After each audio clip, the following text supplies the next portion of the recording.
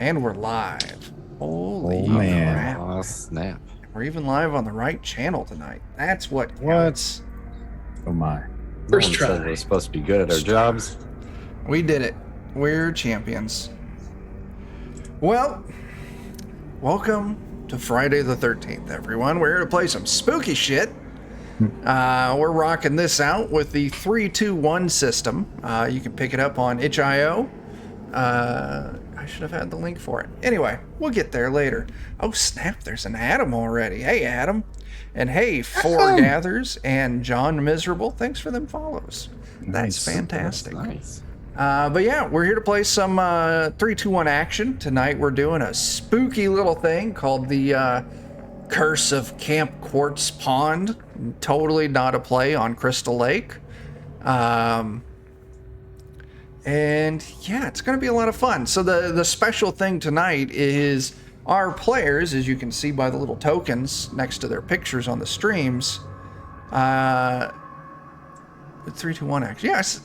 Anyway, yeah, they're playing the killers, and they're going to go around and kill a bunch of teenagers. Specifically, they've all been drawn here by some supernatural force, and they have one goal: kill all 16 of the campers by first light, or suffer the consequences. I don't want consequences, so. Yeah, so it's going to be a loosey-goosey, fun murder fest. It's going to be great. Let's go through and do introductions of our players. Each one of our players' characters is based off of a, classic movie murderer, but probably for copyright reasons. I don't know if we're allowed to say they are that. I don't know. I don't care either. So introduce yourselves and who the fuck you're playing. We'll start with Dan. Everybody, Dan with Defenders, and I'm playing our Wasteland Mutant tonight, so maybe I'll be snacking on some teenagers to regain my stats. There you go. Very cool. Eddie. I'm Eddie. I am playing the animated toy, vaguely based on, I don't know, a little red-headed doll that goes around murdering everybody, inhabited by the soul of a serial killer. It's going to be fun. It's going to be a lot of fun. Over on the other side, we got us Jake. I'm Jake. I'm with the Defenders of Cobalt. I'll be playing the insane teen murderer. He wears a cheap Halloween mask and has a knife, and he could be anyone, anywhere, at any time. Ooh, very spooky. Last but not least, we have us Jeremy. Hello, I'm Jeremy, and I'm very happy to be playing the undead brute who just really loves his machete and his hockey mask. There we go. Some good style right there. Yeah, he's very stylish. Yeah. Also throwing it out here, the creator of 3-2-1 Action and Rocket to Russia. You can pick that up on itch.io. I realized I was covering my mouth when I was doing that, so hopefully you heard that. But anyway, John McGuire, creator of this fantastic little system, has given us 3 free links for downloads to itch.io. So at some point tonight, we're going to be throwing out a few free copies. So make sure you pay attention, because I have no fucking idea how I'm going to distribute these tonight. I do not. It could be in a way that makes sense, or it could just be, haha, free link. First one to click it gets it. So we'll see. Maybe we'll do trivia. I don't know. Who the fuck We're going to knows? wing it, like we do everything. We do. Who can ask the most awkward question of the cast? I like that one. We'll wait. We'll save that for a little while, and then we'll go to that one. That is fun. That is fun. I like that. So, yeah, you all find yourselves grouped together with your fellow killers on the shore of Quarts Pond, right outside of the campsite, or the campgrounds. Your goal is simple. Go in there and collect the souls of 16 teenagers. And that's the start. That's what we got. So you all start doing shit. You'll find. Yep. Go ahead. Oh, sorry. I keep talking over you. It's all right. What you got? I feel like we got to figure out ahead of time. Are we going to try to stick to the tropes? Like do we need to find like the blonde cheerleader girl first, or? They're all in there. Yeah. Mm-hmm. They're in there. I put my lovely wife up to, like, hey, I need you to find me all the, tropes for the victims who get murdered in horror movies so I can apply them appropriately. There's definitely going to be a couple of teenagers that sneak off to a secluded spot to have a little kissy action. Very well might be true. And hey there, Captain. You got us some bits, which means we now have a banked reroll. I awesome. will delegate tracking that to one of you four. So who's volunteering? I can do it. I will. Dan's doing it. As soon as you said it, I saw his head dip. I'm like, Dan is the tracker. Dan's our bookkeeper. It's fantastic. All I know Yeah. is since Adam's here and we're kind of on the shore, I'm going to make sure to pick up a nice heavy rock Oh, to start absolutely. the night. Yeah, you're on the shore. You're up in Maine. So, it's not super sandy beaches. So, yeah, easily you can find this heavy, kind of jagged rock with a little bit of moss growing on it here and there. Perfect for Wonderful. throwing or smashing.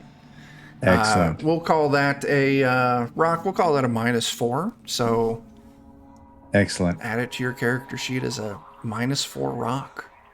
All right. Call it 40 feet movement. So if you've got that out, you're moving at 40. Okay. Cool. Okay. So actually, I guess before we get into it, we should explain for those of you who aren't familiar, the fantastic system known as 3-2-1 action. It's super simple, super lightweight, very narrative driven. If you're wanting a system for a great one shot, this is fucking it. Because you got your stats, and when I tell you to do something, you roll a d10 and you get under your stat. You succeed if you do. You got luck points. Those count as your hit points, and you can also burn luck to help improve your chances of success. And when it comes to combat, there's no 2-hit roll. You're going to hit, you know what you're doing. You just roll a d10 and apply your weapon's modifier. It's a negative value usually. And that's how much damage you do. And that's it. If you are doing something wild and you're not sure if your character knows how to do it, you just got to fill in that plot hole by giving me a 2-sentence description of how your character would know how to do this. And if you spin some good yarn, I'm going to give you a bonus. So it's wonderful, fun, light little system. But yeah, you're all on this beach. You can see there's a trail that heads to the north. There's a grove of trees immediately to your west. Yeah, you can kind of peek through some gaps in the trees and you can see it opens up into like a well-manicured green area, the golf driving range as it indicates in the map. What do the four of you want to do? We've got spare characters, so if someone's character dies, we'll just tag out for that. But for now, the extra characters are just going to hang out here and twiddle their thumbs. So yeah. First thing I'm going to do, I'm going straight up to Jake, and I'm just going to, look up at him since I'm, like 1.5 feet tall. Yeah. And I'm just going to go, hey, big guy, lift your curtains there for a second. You're not going to stab me, are you? Not yet. Okay, then. And then as soon as he lifts his cape up a little bit, I'm going to go underneath and go, I'm hitching a ride, and just grab his leg and kind of sit on his foot and hide under his cape. That's fantastic. I love it.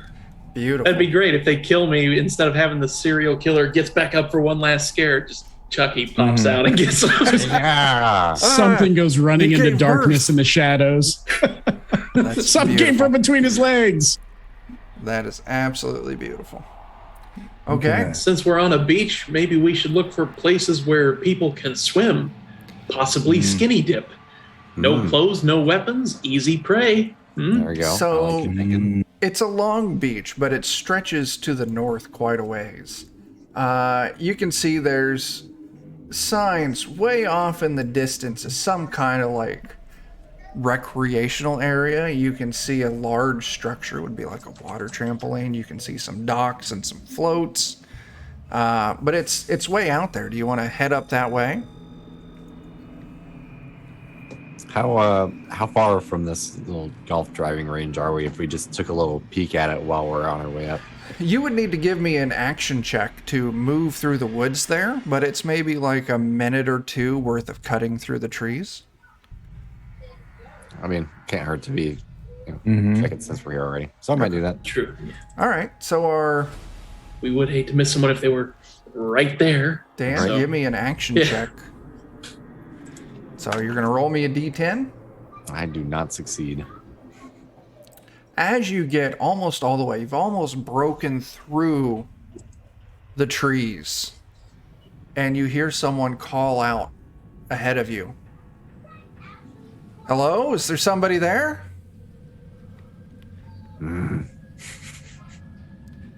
It sounds like someone might be on the driving range, and it sounds like you might have alerted them to your presence.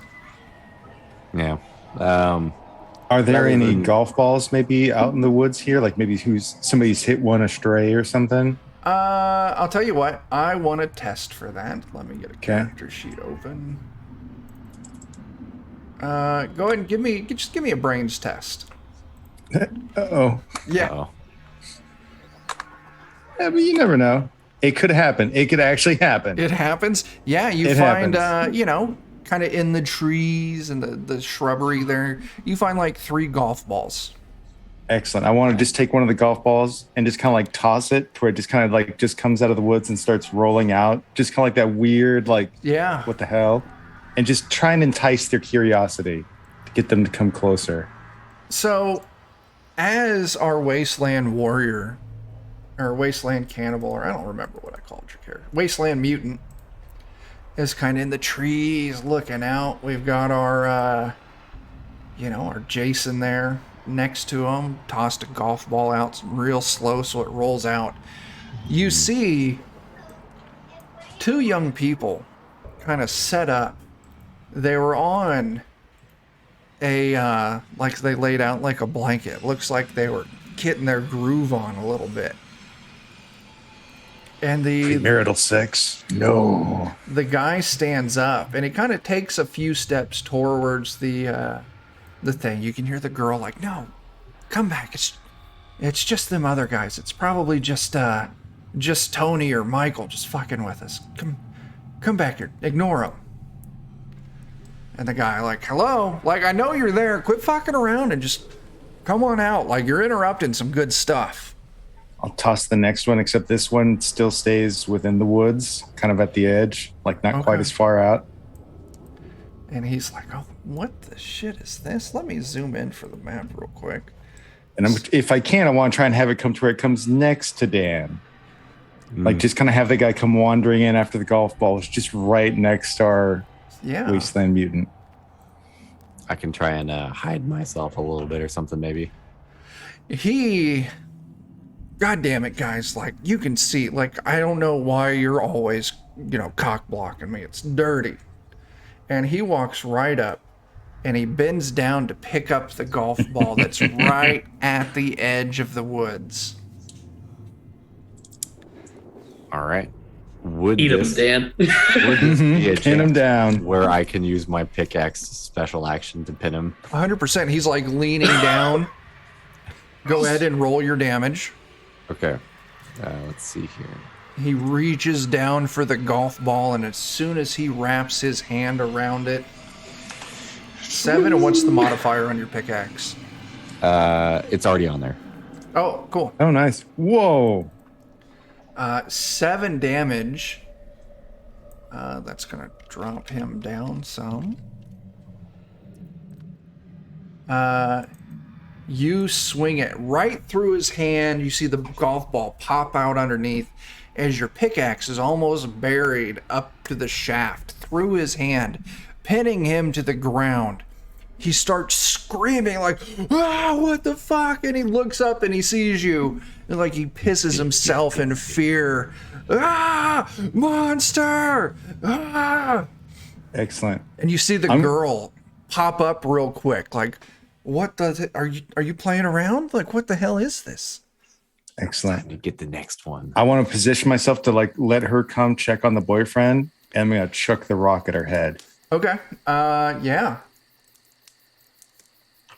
So she only gets about halfway there, and she can actually see that there is a pickaxe through his hand on the ground. He's kind of starting to like lose some strength. He kind of drops to a knee, and she screams, and she turns and she starts running down the golf greens.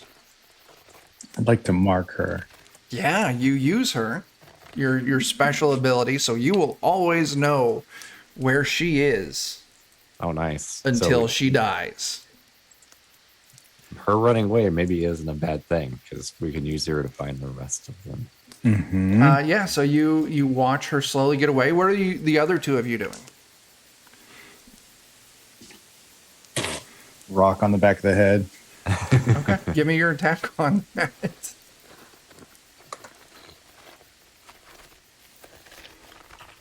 Another So 7. 3 more. 3 more. I didn't do the -4. I just rolled a D10. Okay.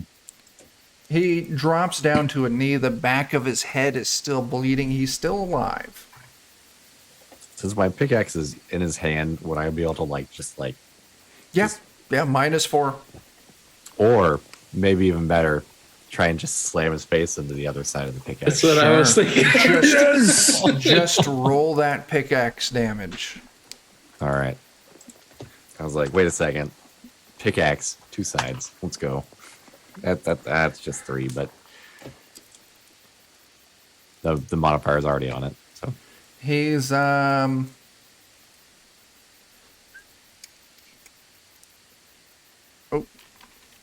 he's slumped down. You can see he's still breathing. He's twitching. His legs are kind of kicking out a little bit. Gurgles of blood, as you can see the pickaxe just inserted perfectly into his eye. more stubborn than we thought. Maybe we should just leave that hooked into his eye and drag him behind us so that he can scream for help and bring more people out. I like the way that you think. Okay. I'm a good person. So I'll just From kind of under- pull it out of the ground with it still in his hand and in his eye and just Okay. start. I would like you to give me a brawn test. All right. On theory, I'm okay at that. And I succeed. Okay, cool. Yeah, you pick the pickaxe up. On one side of the shaft is his hand, and on the other side is his eye. And you start dragging him across the greens. Eddie, you were going to say something? Yeah, I was just going to say from underneath Jake's robes, you just hear, as he's kind of twitching and gurgling, you just hear, the little guy's dreaming. That's adorable. Okay. So you've all got this teenager on this pickaxe. Are you all sticking together to do this? I mean, we could maybe kind of like go out on the sides, like kind of flank a little bit or something. You know? So if somebody comes, maybe if they start to run away, you can catch them. Yeah. You've all got your tokens there. So, I mean, feel free to move them around. I'll move them so you're all clumped together for now. Jake, I'll just kind of from underneath, I'll just kind of tug on your pant leg and just go, hey, big guy, let's go find something to play with. Which way do we want to go? Up to the archery riflery, or they're probably the I most. want to make sure they dangerous. don't have any guns. Yeah, And they're bows probably and arrows would be handy. Yeah, easily the most dangerous place for us to let them get to. As you watch. Oh no, I got a much better idea. Yeah. We'll steal all the arrows and all the bullets and leave the guns and the bows. Ooh, some psychological warfare there. Yeah, So you can see in the distance that she's still running down the greens. I mean we're bad guy, like we're the killer, so I just imagine we don't run. Yeah. Well, especially not now that Jeremy here Yeah. can track them forever. Yeah, you'll see the undead butcher just kind of starts slowly lumbering in that general direction. Yeah, But if we want to stay clumped together, I'm cool with that. But I can also see the point of like maybe branching just a little bit. I figure I got to paint this golf course a little bit here. So Yeah, I mean, I'll he's- probably walk It looks like he's kind of given up a fight. He's still alive, just barely hanging on. Probably another good hit would finish the job. Bring him over to where one of the holes is, where there's the flag. The flag, and let's just ram that through his chest. So when somebody comes back to investigate, they see it ram through his chest into the hole in the golf course. Nice. Make them do a guts check when they come back here. Oh. Yeah. So, if you're going to do that, that's fine. I would like a brawn test just to see if you've got enough oomph to just skewer this dude. To be fair, this is primarily your kill so far, so I'm a mean bastard, but I'm a polite murderer. I'm gonna make sure to give the mutie the chance to finish his kill. All right, it's all right if I take this one then. I mean, that's only fair. Yeah. All right, brawn test. All good. Cool. Yeah, he is now impaled with a golf flag. Yeah, like you and I are like really obvious, so maybe we should like meander through the woods after the girl, but Jake actually has a chance to kind of insert himself a little bit. So maybe we should chill for a little bit. So does Eddie, actually, now that we think about it. Yeah. I go in as one of the teens, and this is my dolly that I am just so... My mom gave it to me. Don't make fun of me for that. You always make fun of me for things. Awesome. So what's the plan? I'm thinking to slowly follow the girl kind of from the woods, like a little bit out of sight, and give them a chance to infiltrate. Okay. Kind of switch over to them for a bit. So, Jake, what's your infiltration plan? Do you want to follow her until she comes into a group of other people? Yes, that sounds like an excellent idea. Then I'll give them a little bit to sort of get all their stuff, sort of like, oh, this is what happened in the golf course. So, oh, you're just messing with us, or oh, maybe she's telling the truth. And then I'll just, like bah, bah, bah, bah, bah, bah, bang on the door to get let in. Let it simmer a little bit. Yeah, just build up anticipation and give them something to be scared of. So you can see that she actually runs around as you're all following. So the big lumbering two are kind of hiding in the trees. Jake and Eddie, you're following behind a little bit. But of course, with Jeremy's kind of able to indicate where you need to go. She runs right past the archery, like between archery and riflery. Doesn't even pay attention to it. Perfect. And you can see she starts moving across the street and she cuts through the boys' cabin. She's heading towards the center of camp, it looks like. All right. Well, that gives us an opportunity to mess with some stuff here. So as you're going by, do you all want to do that with the riflery and archery range where you collect all the arrows and the ammunition? I think so. Okay. Just someone mark down on your character sheet that you have a buttload of arrows and a buttload of rifle ammo. I'm going to put it in those exact words. Nice. If at all possible, I would like to take 2 arrows and just snap off like the last 3 or 4 inches that have the arrowhead. Oh, so you just got like little shivs. I've just got 2 little shivs. Just put them in a quiver and... Okay. Just big enough to hold in my tiny hands. All right, go ahead and put on your character sheet for a weapon.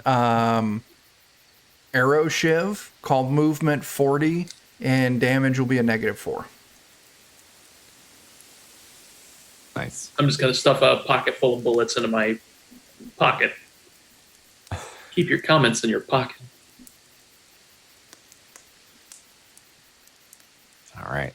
Leave everything else untouched. Okay. I suppose with that, I'll remove my insane teen murderer Halloween costume. Yeah, you've got start like trying a rucksack or a backpack or something that you can easily tuck it into if you want to, or you could hide that somewhere so it doesn't seem suspicious.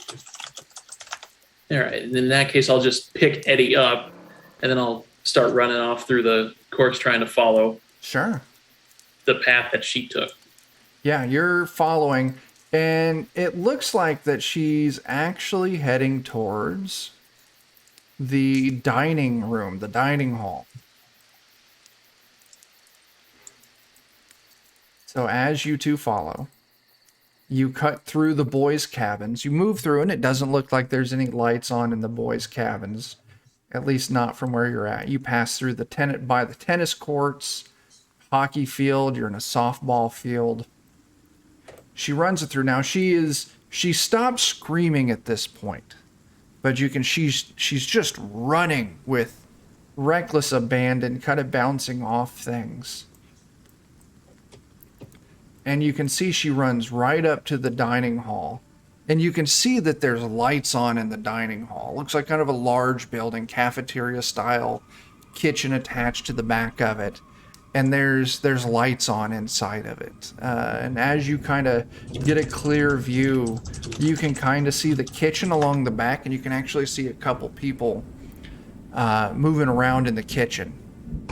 And as soon as she gets in eyesight of it, she starts screaming and calling for help again, like, "Help!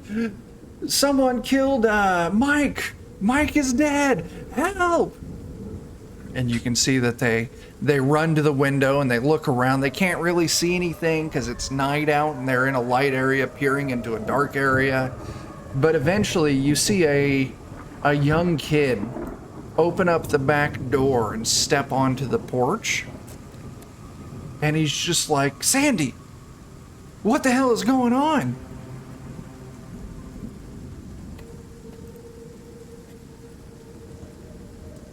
I'm going to wait to see if she gets inside. Just give them a minute to explain things amongst themselves. She collides into Dave. Dave, kind of scrawny, nerdy-looking kid, has an apron on, has a hairnet on, has got some dishwasher gloves on. He's like, "What the hell? Like, what are you talking about? Come on in. Like, let's get inside. There's a phone there. We can call for help." Yeah. And I'll let them get inside. Then I'm immediately looking for the goddamn power, phone lines outside. Yeah, give me an intelligence test. All right. I want to roll high for this, yes? You want to roll under. Under. Now, if you can spin me some yarn about how you've got skill with this, I might give you a bonus. I know how to diddle around with telecommunications because I'm a dorky, insane teen murderer and everybody always makes fun of me. And so I like to use the phone to torment people. Yeah, go ahead. You're going to add +2 to your ability score. Oh boy. So roll under that.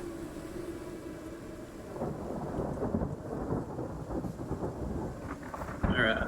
Should I have taken that 2 off? Either way. So my brains is 6. So I would have counted your brains as 8 for this. So yeah, you roll okay, under. I see. You can see the pole with the thin line for a phone cable coming out, and you can see that this phone line, let me do some quick adjustments.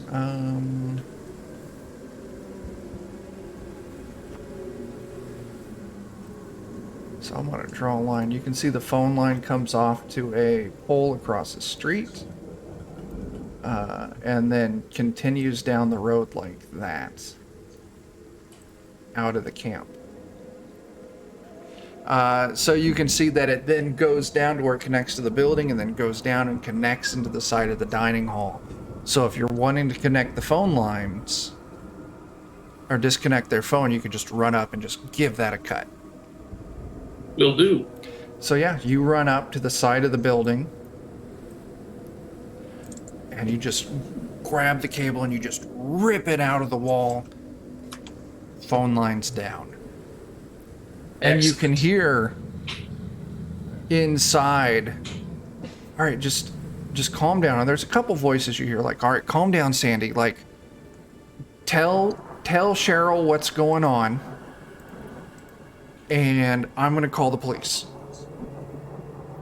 And you can hear Sandy going like, "We were on the field you know, it was Mike and I. We were there. We were doing our thing. All of a sudden, we heard something in the woods, and we saw some golf balls run out. And then he went to go grab one. All of a sudden, there was a pickaxe, and there was this big dude with like a lumpy head just peering out of the trees. And like I ran for it, and I could hear him chasing me, but I got away and I came here. But they killed Mike. They killed Mike.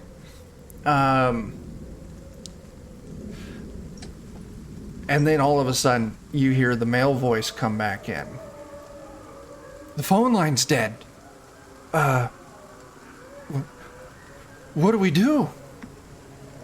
Start making my way up to the back door at this point. Yeah, you get to the back door. They're all distracted. And then I'll bang, bang, bang, bang, bang, bang on the door. All of them scream. Terrified. I will interject at this moment and state that I'm going to go ahead and use my special ability to become lifeless so that they don't notice that I am living, since he's carrying me. Nice. Go. So I rolled guts checks for the 3 of those since you scared all of them, and actually I need to roll another one for Sandy because she saw someone die. Okay. Sandy failed her gut check, so Sandy has 1 failed gut check, the other 2 passed. And so essentially what it means is when they get 3 failed gut checks, all their stats go down by 1. When they failed the 4th, they die. Nice. Neat. So yeah, you bang, bang, bang, bang, bang. You hear Sandy start screaming like, it's him, he's gonna kill us, he's gonna kill us. And then you hear the guy's voice, who's out there? I got a knife. You gotta let me in. You gotta let me in. You gotta let me in. Please, God, you gotta let me in. Go ahead and give me a charm test. Nice. All right. And once again, if you can spin some yarn here, I might adjust it. Nah, I'm a dork who kills people for being cool. I have no charm. Okay. Ooh. 9 over 5, yeah. Who the hell are you? I don't recognize your voice. Who are you?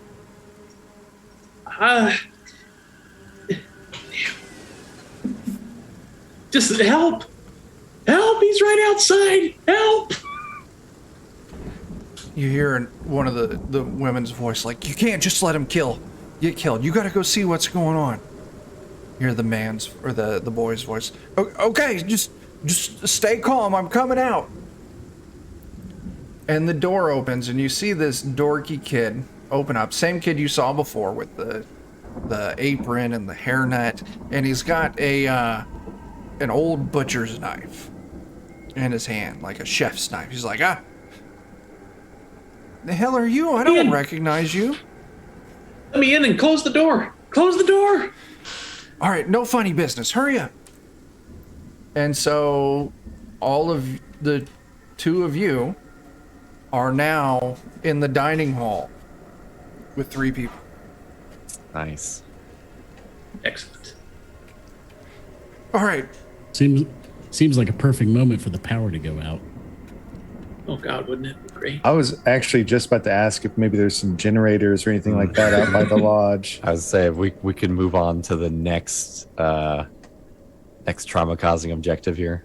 So, yeah, I'll say that Jake or Dan and Jeremy, you 2 have been, like you said, you just wanted to hang back, follow behind from a distance. Mm-hmm. Yeah. You can hear everyone kind of yelling from the inside, and you can hear Jake's voice. And you hear him like, what the hell are you doing here? Like, who are you? I don't recognize you. If you 2 want to fuck with the power, I need an intelligence check to see if you can see where it hooks up. Oh, I have a different idea. What do you if got? You want to do that.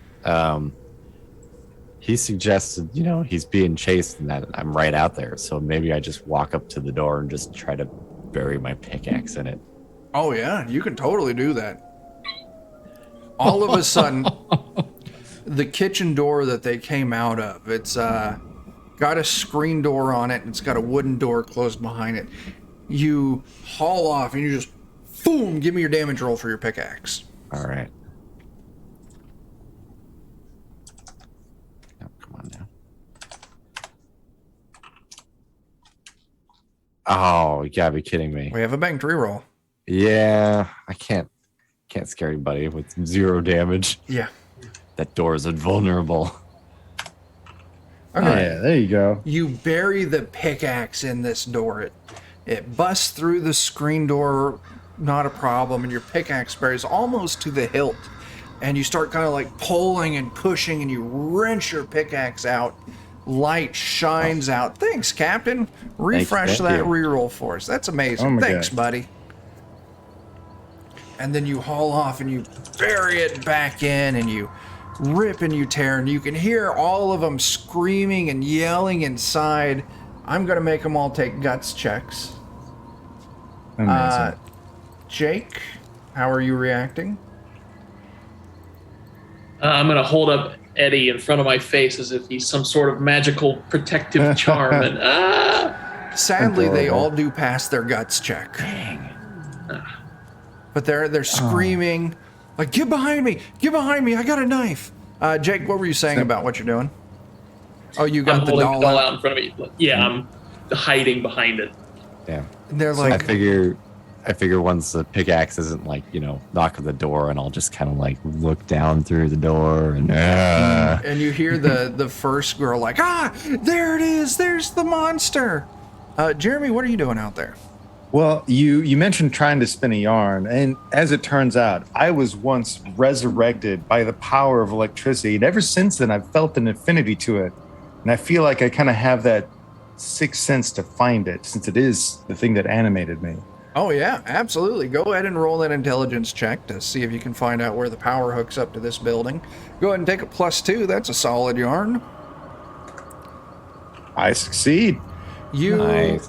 You move around to the far side of the building, and you can see where the power comes up. It actually comes up from underground, and you can see the main unit, the turn-off. So you could pull the lever. The lever does have a padlock on it, but of course, as an extremely strong undead, you might have another idea on how you want to handle that. What are you doing? Yeah, I pretty much just want to mangle this thing to where it's not going to be repairable. Oh yeah, you couple fists, you smash it in, and then you just rip it off the wall. Sparks shower out. All of a sudden, those of you inside, and Dan, you by the door, lights cut out. And then I figure I'm gonna disappear from in front of the door. Sure, at the same go ahead and time. move where you want to move. I'm going to make those 3 teams roll that guts check again. So 2 of them fail. So that's Sandy fails her second guts check. we're getting there, guys. Meanwhile, I'm going to faint like, pop. And as I do, I'll drop Eddie underneath a dining table. Okay, yeah. So you faint. Are you wanting to make it look like super believable, or are you just hamming it? Just all that matters is you just get Eddie away. It's a from dining hall, so I'm ham and cheese in this. Okay, yeah, I won't make you roll for you. You're like, oh! Down you go, and you just toss Eddie Crispin down.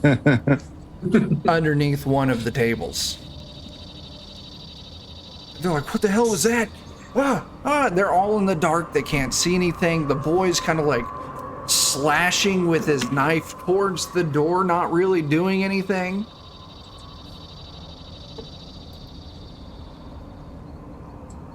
What all do you want to do? All right.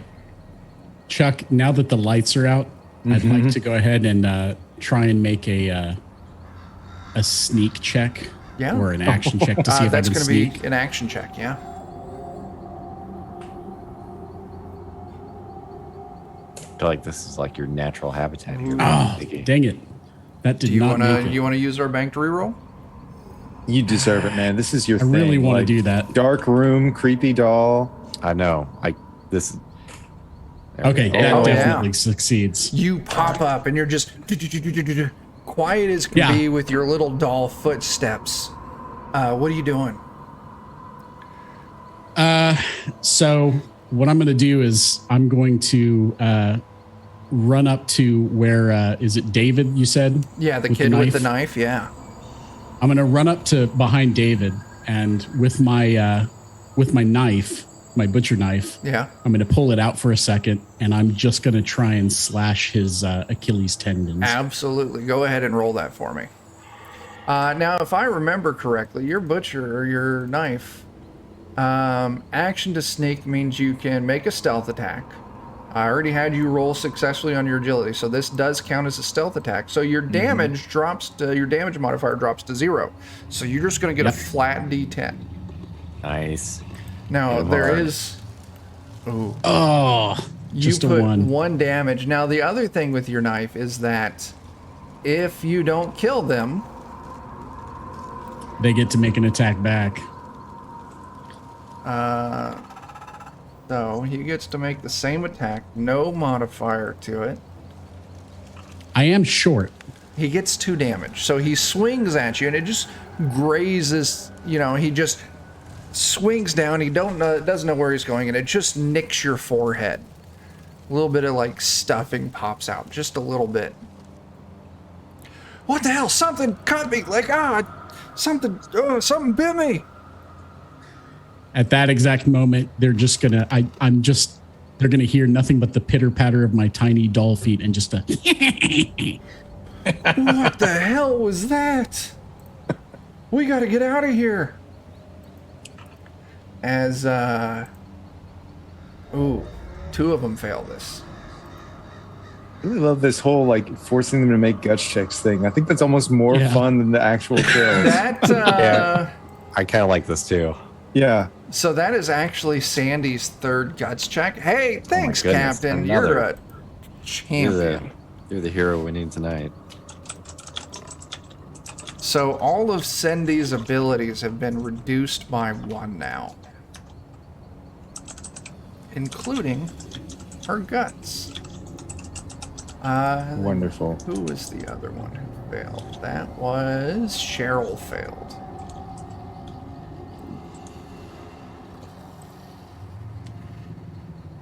Nope, Cheryl passed. You got Dave. And you got... Okay, Cindy. Cindy's on the max. All right, cool.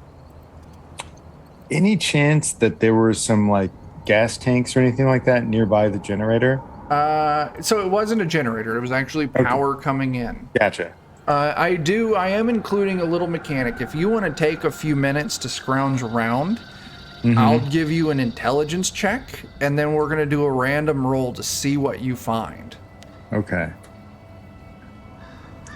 I kind of have, while he's doing that, something, since I kind of positioned myself at the back door initially, I'm kind of moved around to the front. Okay. And I kind of want to be like there ready, like as hoping that they're going to come to the front door, like as soon as it opens to just... You hear Dave and Cheryl, we gotta get out of here, we gotta get out of here. And you hear Cindy like, no. Or Sandy, no, it's outside. It's outside. But Dave just got cut, so he says, fuck this. And he runs out the door right next to you, Dan. Perfect. Then just like as he's coming out. Okay, yeah. I just want like pickaxe to the guts. Wham! Give me that damage roll. All right.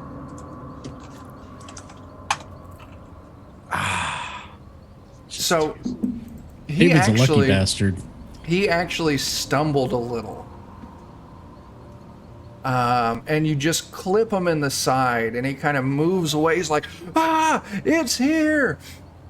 And he turns to start running down the main streets. Let's see. Jeremy, were you searching for something? Or did you want to do something else? If it's a different type of generator, before... Okay, so I'll ask a question first. So the girl that I've got marked, is she anywhere near like a window or anything like that? Let's see, high or low? High. No, she's not. She's hiding, kind of crouched in the kitchen on the walls away from the table or from the window. So no, she's kind of like center mass in that building almost. Okay. Yeah, I think I'll assist with this guy. Like he's already been nicked in the leg and he got hit with the pickaxe again. And as he kind of rounds the corner, I'm just gonna maybe I'm just at just a little bit of enough of a distance that I'll throw the rock. Just for Adam, I'm going to throw the rock. So yeah, you move around to the side. You can see him running down the street. Give me that rock damage roll. All right.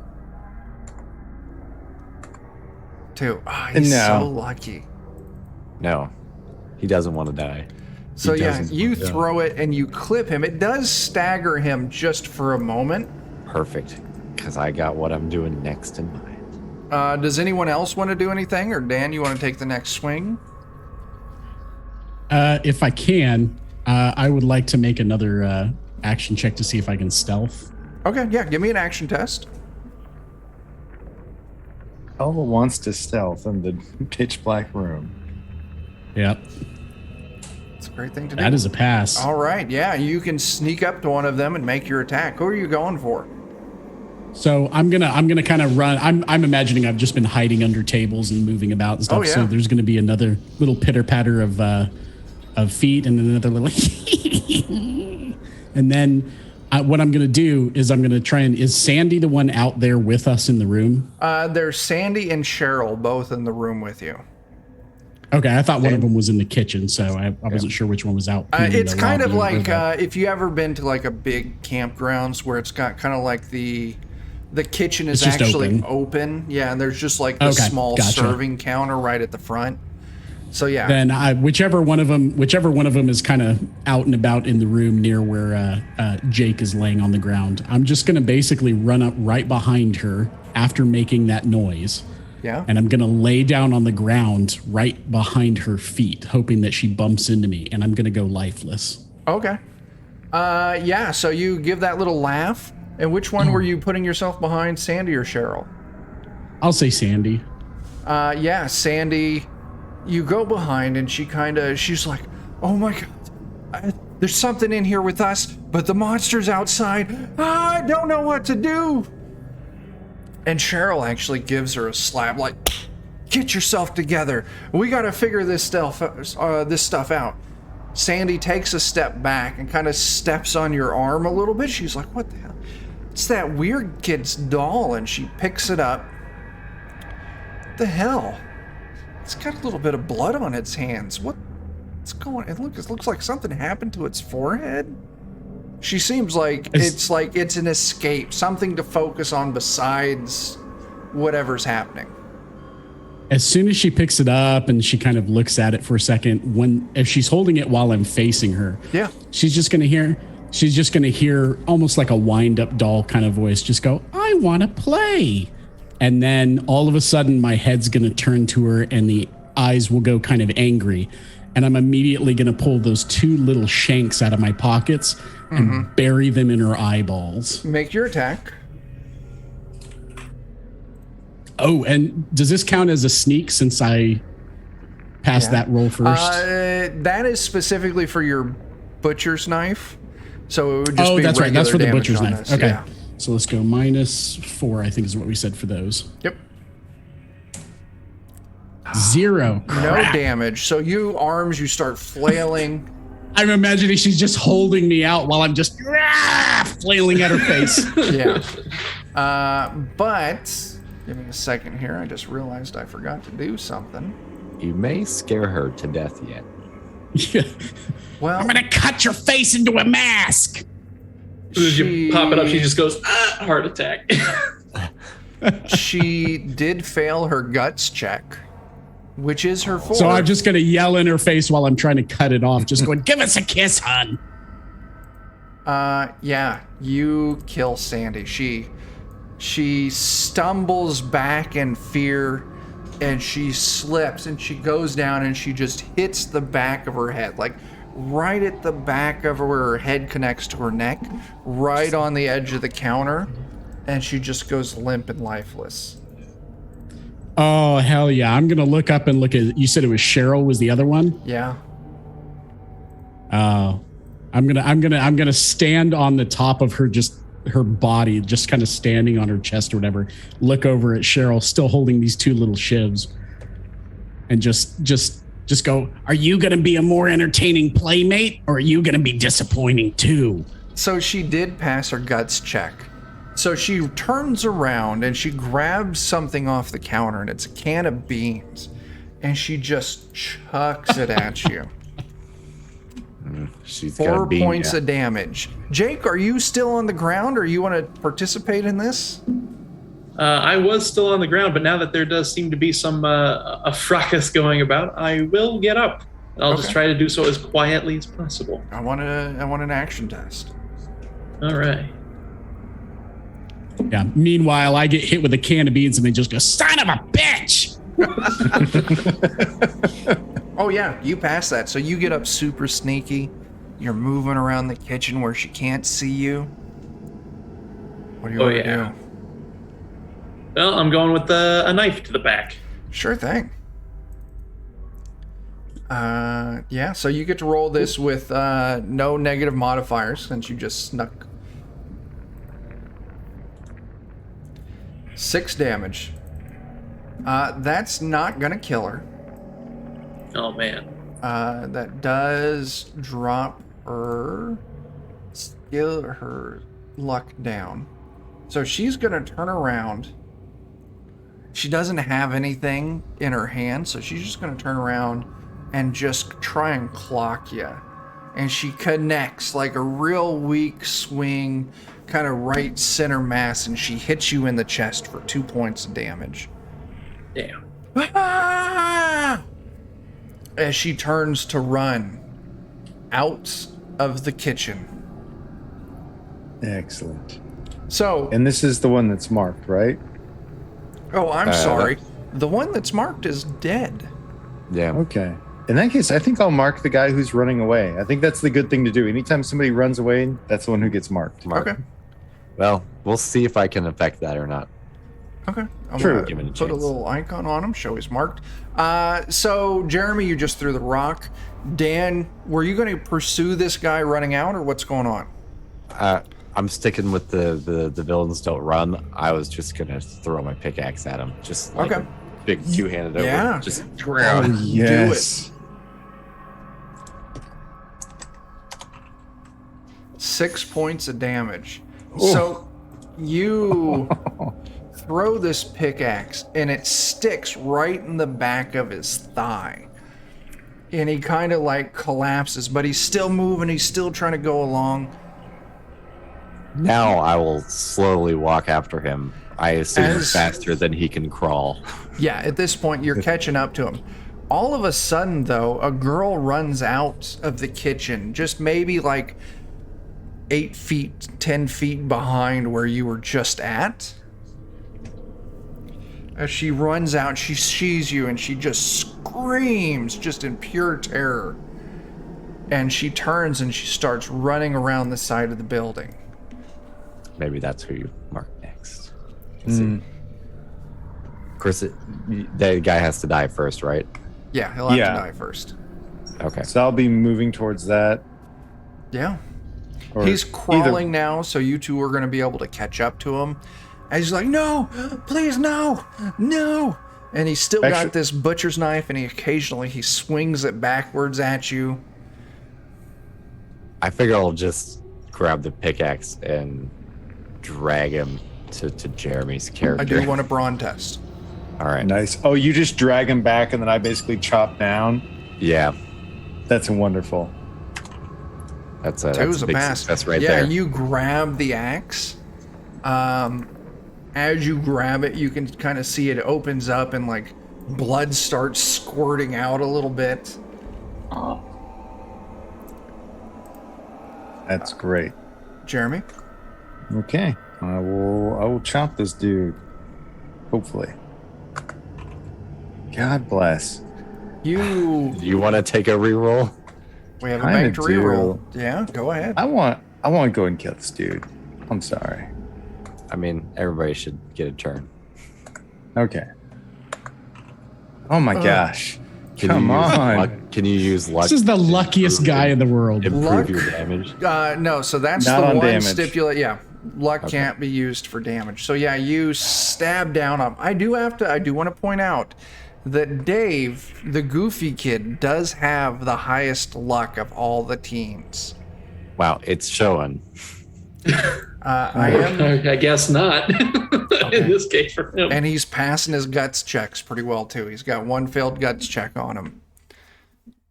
All right. So you're dragging him back. Jeremy, you're stabbing this guy here in a second. I'm going to make you do another damage roll. The girl is running along the side. Looks like maybe she's heading towards the girls' cabins up top. I've got one more idea too. So. Okay. Is there a window by where she's running? Yeah, you can see her running by. I want to pick up Eddie and throw him through the window at her. Sure. I just want your choice here. Fire! Your choice here. Action or brawn? I'll take action. Give me an action test. Yeah. Oh yeah, you. I still have those. I still have those two little shivs out, by the way. So she is running, and all of a sudden, the glass right next to her explodes open. I'm gonna make her. I'm gonna do this at a -5.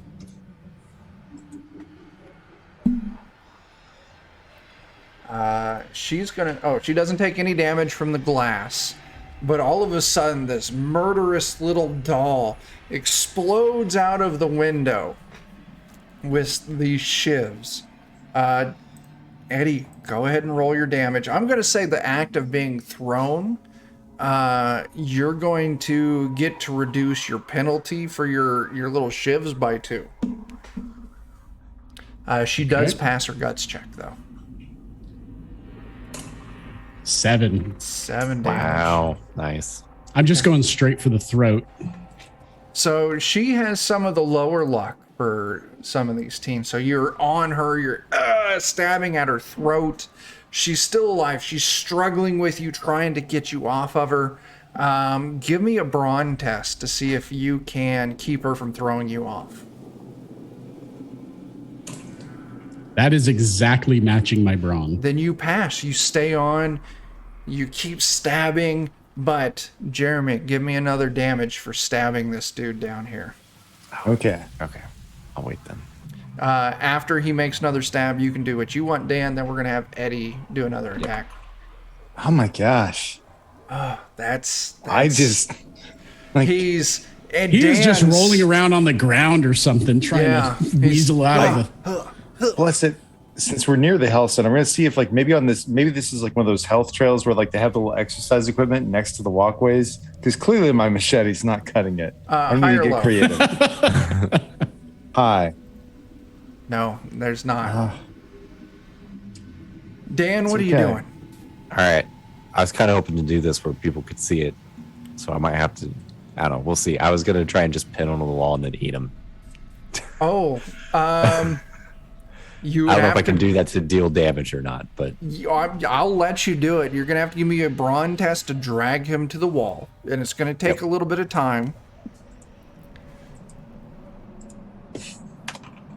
that's a big success. Oh yeah, so you slowly are dragging him. But maybe that's why, Jeremy. Maybe that's why you can't hit.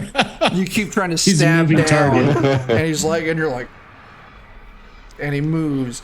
Eddie, give me another damage with your arrow shivs.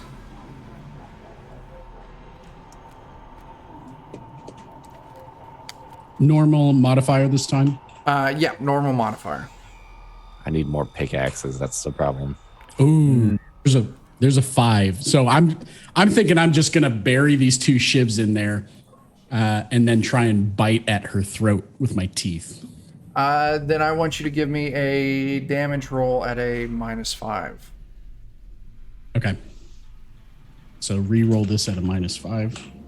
Yeah. Or do you just want to deduct it from that 9, which would make it a 4? Wait, what did you do? I rolled a damage roll. I got a 9. So my normal modifier is a -4. So if you'd rather make that a -5, do you just want to take that 9 and make it a 4? I wanted, so you did 5 damage with your arrows. Oh, I got you. I want an additional damage Another roll for one. your teeth. Gotcha. And this is going to be the -5. All right. That's going to be a 1. So you start biting her. She's losing so much blood that she She collapses on the ground. She's still alive. She's like rolling on the ground trying to get you off. She's got arrows in her. You're chomping at her throat. She's still kicking though. Okay.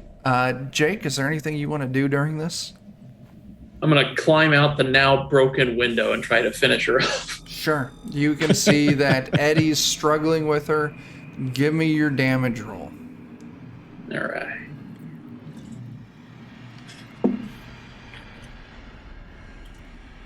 Oof. Eddie, high or low? I'll go high. Oh, you're high. Okay. Jake does not accidentally stab you for 2 points of damage. She's flailing Just yelling, around. "Hey, watch it!" as I spit out a chunk of her flesh. Yeah, she's rolling around so much that you miss Jake. Jeremy and Dan. So Dan, you finally get him over to the wall here. And you lift him up with the pickaxe and you just boom, slam it into the wall. Give me a damage roll. Alrighty. 7 points of damage. Nice. He's still up. He's got a lot. Damn. Scrawny kid has he is cut. He's got a lot of luck. Jeremy, what do you want to do? Do you want to go and help do the job? Yeah, I mean, I had an idea of what I want to do, but in theory, it seems I'll probably do more damage if I just use the machete, in theory. But if he's pinned to the wall, what feels more correct is to just, like, do you think you probably, like, slammed it into his torso, basically? Oh, yeah. It was... He's in his leg, so I assume he's, like, dangling by his leg. Yeah, he's, like, kind of upside down with his thigh pinned to the wall. Like, his hands or arms are, like, on the ground. Oh, then I totally know what I'm going to do. Just with my massive strength, he's already pinned by one leg to the wall. I'm just going to grab the other leg, and I'm going to wishbone him. Oh, give me a brawn check. Oh. I imagine you just like taking your machete. There we go. You rip, and that is exactly what is needed to finish him off. You grab him, and you just rip him in half. Like, you can feel bones pop, blood sprays everywhere, sinews give out, and he's dead. Half of him is dangling up on the wall, the other half is on the ground next to him. It's like you kind of stopped ripping when you got to the neck, so he's still kind of connected at the neck a little bit. But yeah, he's super fucking dead. Nice. I'll make sure to kind of like politely lay it out because presentation is important. Oh yeah, presentation is important. I may be a killer, but I'm a polite killer. Yeah. Dan, it's like a bear that just ripped a deer in half, and like now that it's dead, it's like I'm done playing with this. Yeah, Dan, do you retrieve your pickaxe? Yeah, I mean, as much as I like to leave him pinned to the wall like this, I don't want to lose my pickaxe. Yeah, you pull your pickaxe out and it slumps and flips over. He's just splayed out entirely, like entrails spill out onto the road. So, Jake and Eddie, the two of you are still rolling on the ground trying to take out Cheryl. What do you want to do now? I was going to say, oh, for God's sake, just finish her and I'll start putting my outfit back on. Okay, Eddie, that's on you. All right. I will... let's see. What do I want to do here? I'll go ahead and I'll spoil this. You need to give me 4 damage on her. There we go.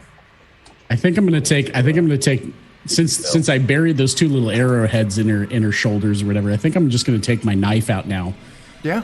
And I'm going to stand up on her because I'm, up high near her neck. I've been biting it. I'm just going to stand up on her, and while I'm imagining she's kind of making noises and gurgling with blood coming out of her. So I'm just going to kind of stand up on her chest and just sort of like spit out a bunch of the blood all over her face. Just kind of you just just you taste awful. And I'm just going to kind of slick back my ginger hair, pull the knife out and go, let's see if we can do something to pretty this up. And I'm going to kneel down. Yeah. And I'm just going to start cutting from ear to ear. Okay, yeah, give me that damage with your knife. Damn it, that's a 0. Jeez. She did fail a guts check, so she's at 2 failures. You can see there, Jake, that he's trying to cut at her face, but she's just moving too much. Do you want to pause putting on your outfit or let him just handle it? Yeah, I'll pause and I'll try to take a swipe at her belly.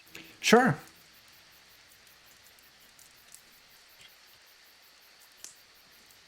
It's not enough to finish the job. So I tell you what, she's kicking. She's trying to survive. I'll tell you what she's going to do. She's going to make a brawn test, and this is going to count as an attack against you, Eddie, because she's going to try and throw you at Jake. So my target to hit here is a 5. No, so she tries to pull you off, but you just grab onto the arrows sticking out of her neck, and she's just not able to get you off of her. I'll yell back at Jake, look, I'm a cowboy.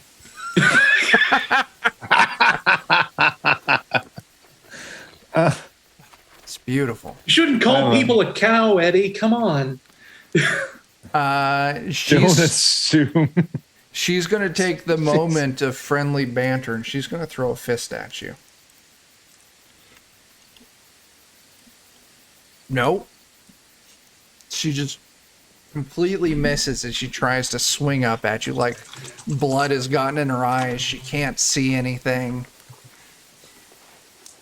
Yeah, I'll turn around. I'll turn my attention back to her and go, hey, wait, watch it. You be good. And I'm going to try and bring that knife back down just right in the center of her face. Sure thing. Give me that damage roll. There's a 4. Does the trick. As you bury this knife deep into her forehead, just like right between the eyebrows, and she twitches for a few moments and then goes limp. You have to spend a little bit trying to wrench the knife back out of the skull. Yeah, I'm imagining I'm just like sitting on her throat with legs on either side of her ears, just like wrenching at this thing like a joystick. Okay. So that... Meanwhile, her legs are like twitching every which way. Yeah. So that gives a moment for the 4 of you to kind of reconvene. As soon as they come walking up, I turn around and just go, hey, guys, look what I made. A mess. You made a mess. Shut up.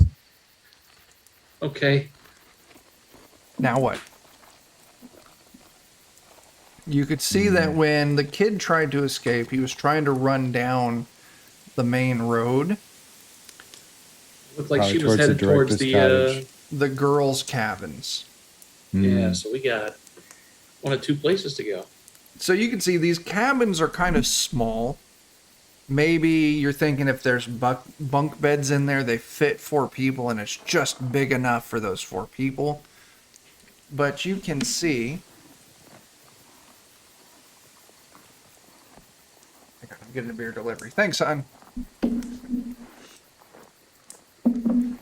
You can see that this center cabin has the lights on.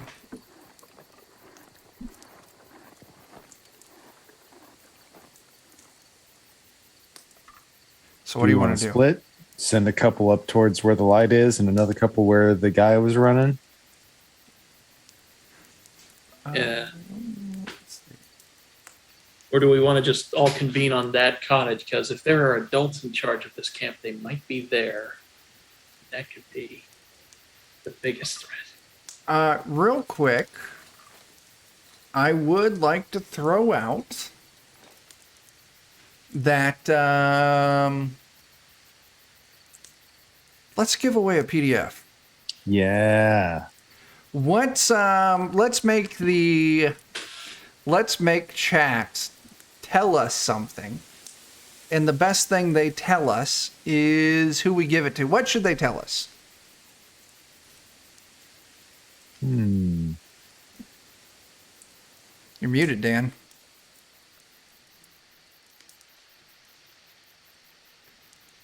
I did not have anything wildly impressive to contribute to that. Okay.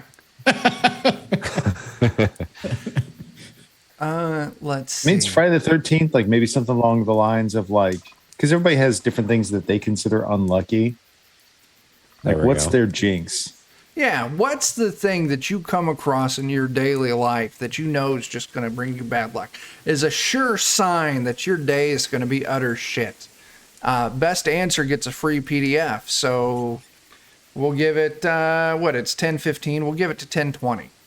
At 10:20, whoever the 5 of us decide gave us the best answer gets a free PDF of Rocket to Russia, the fantastic product that gives you an adventure and the 3-2-1 actions rule set. So put that in chat and we'll give away a PDF.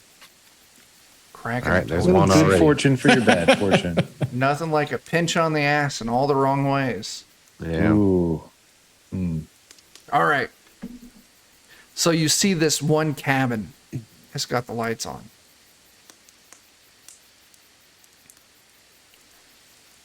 Okay. I mean, I'm willing to follow Jake's logic. So what's the plan? Head to the director's cottage. Okay. You can see there's no lights on in the director's cottage, but it's just right across the way from there. Is that where you all want to head? Yeah, I mean, it's close. They could be sleeping or something, you know. Okay. So you all make your way to the director's cottage. What do you want to do when you get there?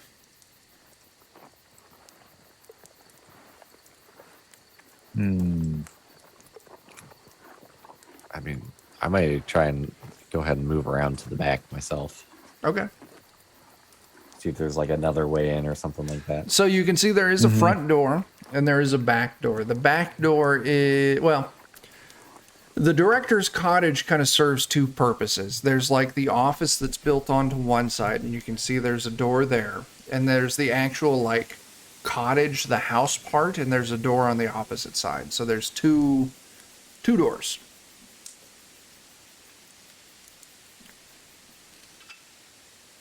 Is that on the front side where everybody else is, or the back side? So let me do a couple little dots. So there's a door right there where that red dot is, and there's a door on the other side where that other red dot is. Okay.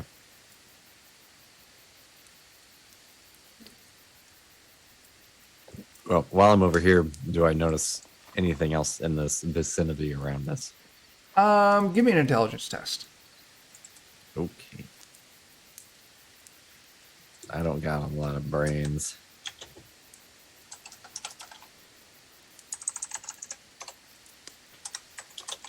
Oh gosh. Only if I can type. Nope. My brains don't work that well. What's your score? It's a 3. 3? Okay. Looking around, you don't see anything in the immediate area. Okay, that's fine. What do the rest of you want to do? You said we saw lights on in here? No lights. No lights. No, that was up Lights. north. Yeah. Gotcha. Oh, that was at the girls' cabins.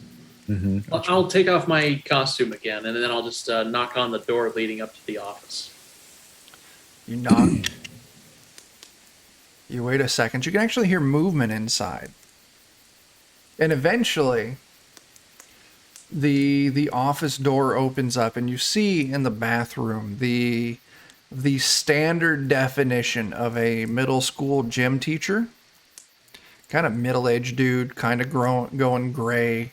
You know, that crop top haircut in a robe. What's going on? Like, you should be in bed. Like, it's past lights out. What are you doing here? Well, I just wanted to say that I saw a couple of people, somebody from the boys' cabins and somebody from the girls' cabins sneaking off to the golf course. And I don't think they're going for a round of putt-putt. God damn it. That's probably Mike and Sandy again. All right, I'll go chase them off, but no one likes a tattletale. They're kidding. Okay. All right, give me a few minutes to get some pants on, and I'll go check it out. Okay. Okay, so Should I wait here or should I leave? go back to bed. Yes, sir. Okay. So you leave the door open? No, he closes the door behind him, but not all the way. Time for a crowd of bad guys to sneak into the office. Now, I will tell you, he's not a teenager. Yeah. So, yeah, you hear some rummaging around in the main cabin. Do you all sneak into the office? I think maybe the little guy does. No, is this one of those cabins? Does this have like the crawl space? Oh, yeah. Oh, yeah. Okay, I almost yeah, I'll position myself to where like I can be ready to reach up and like just burst through the crawl space and grab him when he comes out. Yeah. Okay, so yeah. Maybe we can let little dude do his thing. Okay, so Eddie, do you head into the office? Yeah, I'll sneak in there, so I'll make a check to see if I can sneak in. Yeah, give me a stealth, or that action test. That is a 4. That is a resounding success. Okay. Yeah, you can hear movement in the cottage. A few minutes later, comes out in your standard, green shorts that are halfway up the thigh, a polo. He's got a flashlight in hand. He takes a few steps in. So what's the plan? Jeremy, are you going to bust through the floor and grab him? And then Eddie's going to hop up and do the job? That's the hope. Okay. So, Sandlin 0375, you are our winner. Let's see, I'm going to do this. It's apparently the only person with unlucky signs. You are the winner.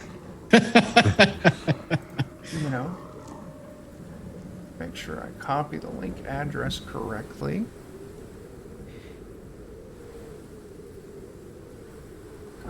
Address. I believe that is a friend of mine. Nice. All right. Sandalin, I just whispered your free PDF link. Hey there, Fire Park Creature. Thanks for that follow. Sandalin 0375, hit that link. Let me know if you're able to get your free download. If not, I'll try and get that link to you again. Heck yeah. Chris, you can play this. You can play this now. It's sometime in the future. There we go. It's a good time. Jeremy, give me a brawn test. I will. Come on, Braun. Yeah. Oh, yeah. Oh, heck yeah. Arms bust out. You grab this guy by the thighs and you just pull his legs down through the holes. And now he's sitting there like stuck, like, what the fuck? Eddie, what are you doing? I'm gonna stay in the shadows. I'm gonna stay hidden. Yeah. But I'm gonna start reciting a nursery rhyme. Oh, snap. But I'm gonna do it in like my normal doll voice, not my creepy normal voice. So I'm just gonna go, ba ba black sheep, have you any wool? Yes, sir. Yes, sir. 3 bodies full. He's like, what the holy shit? Also, Adam, bestie, thanks for those fucking bits. We got us another bank reroll. Sweet. Yeah, so he's panicking. He's looking around. He's not able to really do anything. Are you going to run up and make an attack? Nope. I'm gonna give it another second, letting him struggle there for a second, letting all the panic sink in. Yeah. And then I'm gonna kick in with the second part of it. Go ahead. 1 for the master, 1 for the dame, and 1 for the little boy, whose brain I'm gonna eat. I'm coming. And he's struggling, like, what the fuck? And he's kind of like flailing his flashlight around like a crude club. Is there any kind of like bookshelf or anything tall in this room with him? Yeah. Fantastic. I'm going to scurry up to the top of the bookshelf. Yeah. And then I'm going to try and push off from the wall and knock it over on him. Absolutely. Give me a brawn test. Action or brawn, your choice. I will go action. Try and leverage my body against it. Oh, hell yeah. Nice. Try that again. Yeah. Bookshelf collapses. Just thing is, he's not one of the teens. You just do the job. And he is now lying there dead, blood oozing out from under a bookshelf. Sandalin, I just sent that link to you again, so try and grab it now. There we go. Okay. Camp counselor's dead. Outstanding. Fantastic. Won't be getting help from him. You all have either. free reign in the cabin. I'll tell you right now that flashlight rolled out, so one of you can add a flashlight. Oh, I feel like Jake should probably take Yeah, that. definitely makes the most sense for Jake Okay. to have Yeah. that. I'll Jake- grab it. I'll grab it and carry it out to him. Okay. Jake, it can be used as a regular flashlight. It can also be used as we're going to call this a -5 weapon because it's not really designed for this. It's not the beat 'em up mag light. Yeah, not the beat 'em up maglite. Ah, dang. So now what all you want to do? I want to ransack this place for keys. Any hope Ooh, of that's a anybody good coming idea. anywhere? Okay. So Jake, first off, high or low? Low. Okay, so you don't automatically get keys. So here's what's going to happen. If you all spend a few minutes ransacking, you all get a chance to find something cool in here. What this Sweet. means is I need each of you to roll me 4d10. Okay. 4d10, you say. All right, so let's see. We got Dan's a 21, Jake's a 31, Eddie's a 27, and Jeremy is a 19. All right, so Dan, 21 nets you a roster of all the teens in the camp. Oh, nice. Oh, man. Now we know their names. So the way I'm going to reflect this is I'm about to share something with you. If you go to the actors directory, you're going to have permission to see a folder called Teens, and it has all the teens in there.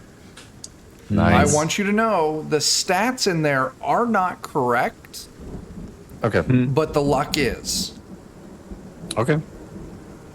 So, Nice. hang on, I don't know why it Wow. jumped. Wow. All right. 31 for Jake. You find a fucking flare gun. It's got one shot, but you now have a flare gun. And that is a +1 weapon.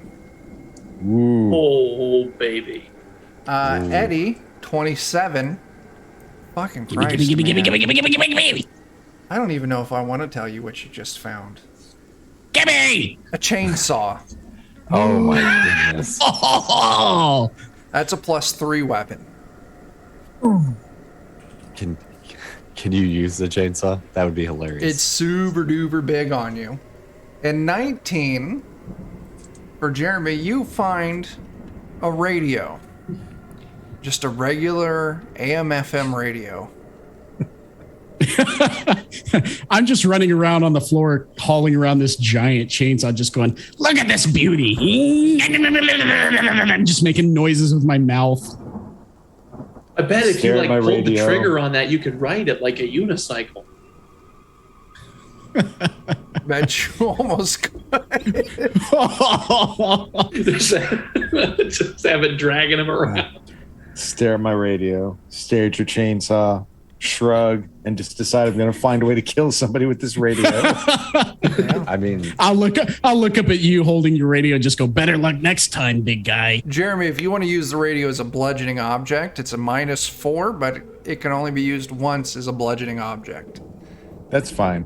I'm just going to wait till I find somebody in Yeah. a tub or something. Yeah, it is a fully functioning radio, so yeah. Okay. All right. You spend a handful of minutes digging through the director's cottage. What next? Do we want to go up to the cabin that we did see the lights in? Or do we want to scour around here? I mean, I didn't see anything, but that doesn't mean anything. I've got a temptation to, I don't know, like set a radio in a weird place and turn it just loud enough that they can hear it from that cabin and be like, wait, why is somebody playing a radio in the woods near us? Yeah, Yeah, I really. mean, That'd I'm be fine with that. It's something to do with the radio. Put Yeah. Eddie next to it for maximum. What the hell? Yeah. Okay. So where are you going?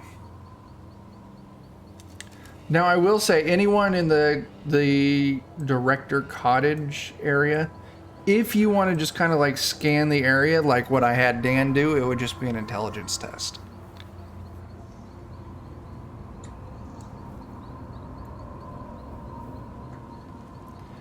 Jake, you rolled a 4. Is that a pass?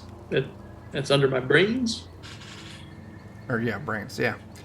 So yeah, as you kind of step out of the director's cottage, you kind of look around, and you can actually hear, or I'm sorry, you can see lights over towards the baseball field, and you can hear the occasional like that crack of a ball hitting a bat.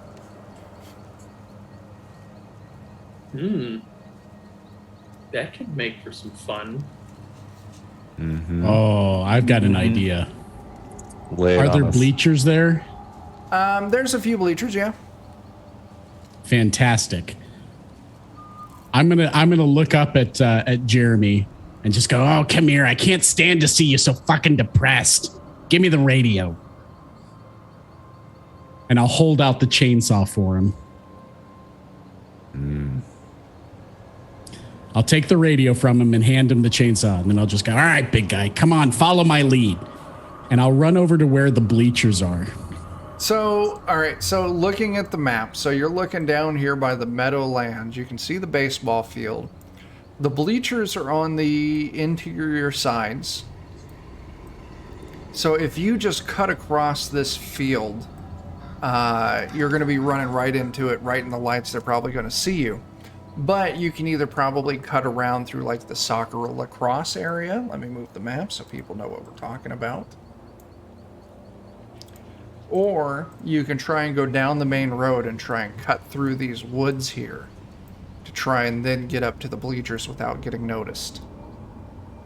Oh, okay. Yeah, I was looking at the softball field. I'm sorry. Yeah, we're down Yeah. at the baseball field, bottom.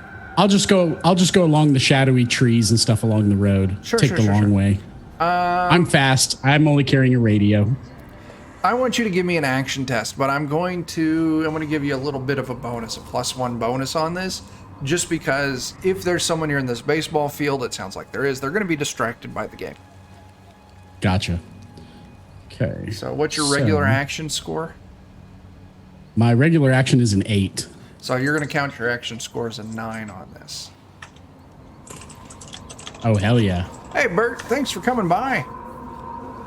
That is a resounding success. Oh, yeah. I am stealth as hell.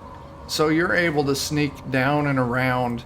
And I'll tell you what, with that one, you can guide the other one so they don't have to make that test as well. So if all of you want to follow Eddie, you can do so without having to repeat that test. I was maybe gonna Fantastic. stop myself up in kind of this little section of woods here. Okay, yeah, that's far Good enough idea. out that you don't need to do a stealth, so you can just go kind of hide behind that basketball court. Yep. Just in case we So- got some runners or something that need, Yeah. Good idea. So Take Jeremy, off. Huh. Jeremy, I'm just gonna point. I'm gonna look at you and I'm gonna point under the bleachers and kind of hold up like I'm holding a chainsaw and point there and just go there. I'll do the rest. So looking, And then I'm going to go run up onto the bleachers with the radio. Nice. So yeah, looking out at this baseball field when you can see there's four 4 guys playing ball. So there's a couple guys out in the field. One dude's pitching, one dude's batting. And it looks like they're kind of rotating around, so everyone gets a turn to do something. And you can see there's a female lady, a single woman, setting on the bleachers back directly to where you're approaching, Eddie. So what I'm going to do, I'm assuming she's sitting kind of down on one end of the bleachers or something like that. Everybody always sits at the ends. Oh yeah. So I'm going to sit at the far opposite end, high enough up that I'm going to be sitting on bleachers well above Jeremy, where Jeremy's standing. Yeah. And then I'm going to just sit there, turn on the radio, and I'm just going to go lifeless. Just kind of set it between my legs and go lifeless. Okay. Jake, what are you doing during this? I'm putting my outfit on, making sure I'm ready. So when shit hits the fan, you're going to run out in your spooky outfit, or are you going to sneak under the bleachers with Jeremy? I'm gonna, you know what? I'll try to sneak over to the other bleachers here. Okay. I'll tell you what, since you're breaking off with the group, I will want an action test. Now, once again, if you can spin me some yarn, you might get a bonus for this. I'm wearing all black and it's night. Good enough. Take a +1. All right. Oh, yeah. Not a problem, man. You knocked that out of the park. So, yeah. Jake, you're under the far set of bleachers. Jeremy's under the close set. Eddie, you get up at the top of the very top row on the opposite of this girl. You hit the power button on the radio. You can hear it's late night, so Wolfman Jack is on. You go limp. And she just, ooh, what the hell? And she looks over and she sees this radio. She's like, Late Night Jack. And she's, everybody is Wolfman Jack. She yells out, and you can see all the ball players are startled by this too, and they all kind of stop and they look and they're like, whose fucking radio is this? Like, has it always been here? Like, did it just start working? Like, what the hell? As you can see, they all start to close in. She gets up. It spooks her for a second. And actually, you know what? I need to make a guts test for her. See how she's going to handle this. Oh, yeah. So she stands up and she actually walks across the bleachers towards you, Eddie, in this radio. And then once she's within reach, I want to just have the most horrifying, like, chainsaw coming up from the bleachers from underneath. Oh, yeah. I'm going to try and chop her legs off. Give me that attack. So what did I say? This was a +3? +3. Yeah, oh my so God. D10 +3 for this. You're probably a boss at starting this chainsaw, I hope. Oh, yeah. Come on. Did you roll a 1? Do we have Adam? Yeah. Adam did give us a reroll. I'll let you do it. Use for the this. reroll. Anything but a 1. Anything but a 1 on that. I mean,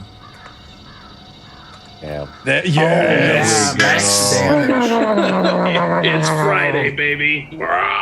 There you go. There's a bonus for getting a 13 on Friday the 13th, right? yes. Oh shit! Double Take a damage. leg You got a off. 13 on Friday the 13th. There we You go. take I'm her pulling out for you. on this single attack because I'm counting that as a critical hit, double fucking damage. As all of a sudden this chainsaw comes up, you easily just take a leg off and she collapses, and then on the backstroke with this chainsaw, you just cut her clean in half.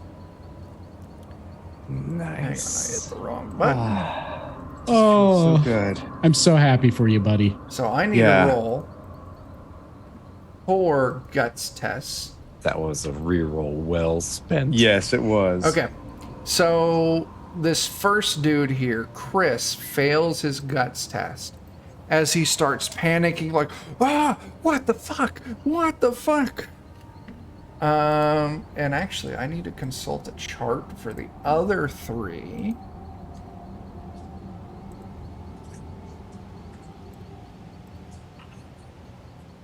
Oh, that's not gonna work. Let me roll that.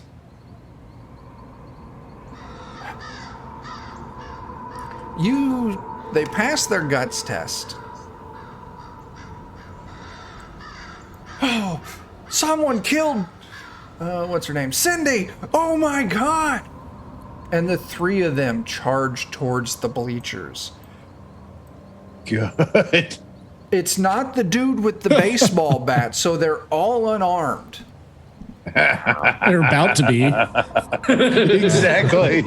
So what does everyone want to do as these dudes start just barreling towards the bleachers to cut around to get at whoever was underneath there with the chainsaw? I'm so happy that they're making this easy. Can I? Are there like lights on the field or something like that? Is it like the tall lights or something like that? Yeah, the tall lights on poles, that flood lamps that shine into the field. Since I'm back out here already, can I go and like try to like jack one of those up? What are you trying to do by jacking one of them up? I assume there's like electrical wires running through it or something like that. Give me an intelligence test. I mean, even if I'm not smart enough to figure it out, I mean, mutant gonna smash.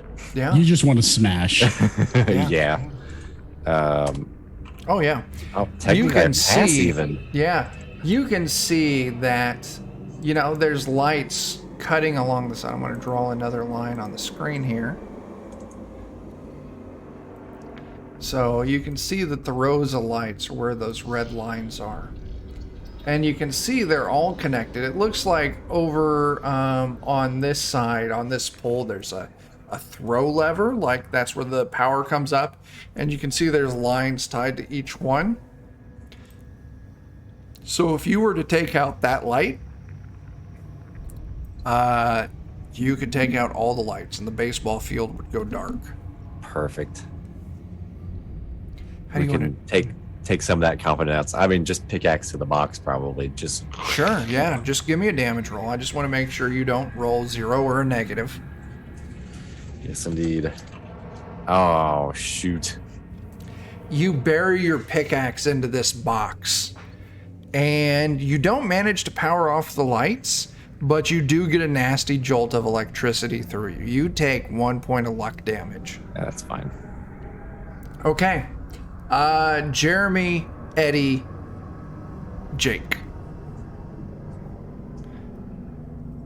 I want to come around this bleacher over here and try to run up on somebody to stab him. Sure. Go ahead. You move up behind someone. Probably this first dude here, Tony. Or you can go for the guy who failed his guts check and kind of locked up. Oh, yeah. Absolutely. Okay. Yeah, so Easy you prey. easily Deer in leap out headlights. from the bleachers and you run up on Chris. Go ahead and give that damage. If you want to try and sneak, you need to give me an action test. Oh, you know what? I'll do that. Why not? Awesome. I'm glad I'm that gonna worked, burn- Sandalin. I'm going to burn 2 luck to bump that up. So, Luck that's- cannot... Oh, that's your stealth test. Okay, yeah. Okay. yeah. So that moves it to a success. So you do. So you get to make your knife attack with 0 for the adjustment. Oof. Oh, well. 2 points of damage. As you run up, you stab him. I'll tell you what this is going to do. It drops him down by 2. I'm also going to... You startle him. He's totally staring at the bleachers, which means I'm going to make him take another guts test. He does pass that guts test, and you kind of snap him out of his, like, stupor. He's like, ah! Ah! You don't kill him, and he does have this baseball bat in hand. And he gets to swing this at you for free. And he deals 8 points of damage as he just clonks you right in the side. Oh, my belly. Okay. Let's see. Eddie, Jeremy, what do you want to do? I'll let Eddie go first. Unless you want. The lights are still on, right? Yeah, Dan didn't get the lights off. Okay. I'm just gonna try and very sneakily change the station on the radio and continue to play Lifeless. Okay. Action test for that stealth. Yep, that's a pass. Okay. I need to roll their guts test. Two of them fail it. So Tony fails it.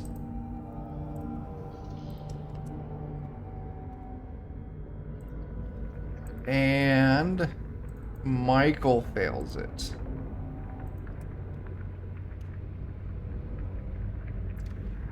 All right. So two of them have now failed guts tests. I'm going to say those two, they get distracted like, what the fuck? And they look at the radio and they just see this collapsed doll next to it. But they're like, the fuck's with that radio? Jeremy, do you want to do something before they take their action? I do. So there's one who hasn't failed a guts check yet. Yep. It's this dude back here, Mike B. I suppose I should take who's closest to me. This is going to be Michael that's closest to you. Okay. I think part of what I'd like to do is as I'm moving forward, I want to kick their dead friend who's cut in half, like kick the chunk of body available in the area to just spray the area with as much viscera and make it slippery and nasty as possible. And also, just being covered in your dead friend's guts is gross. Yeah. So that's going to force Tony and Michael to do another guts test. It looks like they... Aptly named. Michael fails. So that's 2 failed guts tests for Michael. Then following that, I'll just kind of rev the chainsaw and move towards him. Okay, so you rev the chainsaw, you move towards him. So Michael and Tony are kind of locked up in fear. As Mike B kind of leaps between the two of them and is going to try and wrestle the chainsaw out of your hands. So here's what we're going to do. This is going to be an opposing brawn test. Oh, I was so hoping you would say that, because there's no fucking way this kid's taking this chainsaw from him. So we're going to do something weird here. This isn't the rules, but this is how I want to do it. We're both going to roll a d10, and we're both going to add our brawn score. So he's going to get a d10 plus 6. Okay. He gets a 9. So you have to roll a d10 plus your brawn score, and you have to get higher than a 9. Okay. That's extremely likely. Oh my God. I'm imagining you just, like, he tries to take it and you just grab him by the throat and lift him like 4 feet off the ground. I was going to say go ahead and take a free attack off that. Yeah. He gives him that chainsaw, right? I do. Oh my gosh, that's just so exciting. 6 damage. All right. He just grabs it and I just cut him and okay. That's great.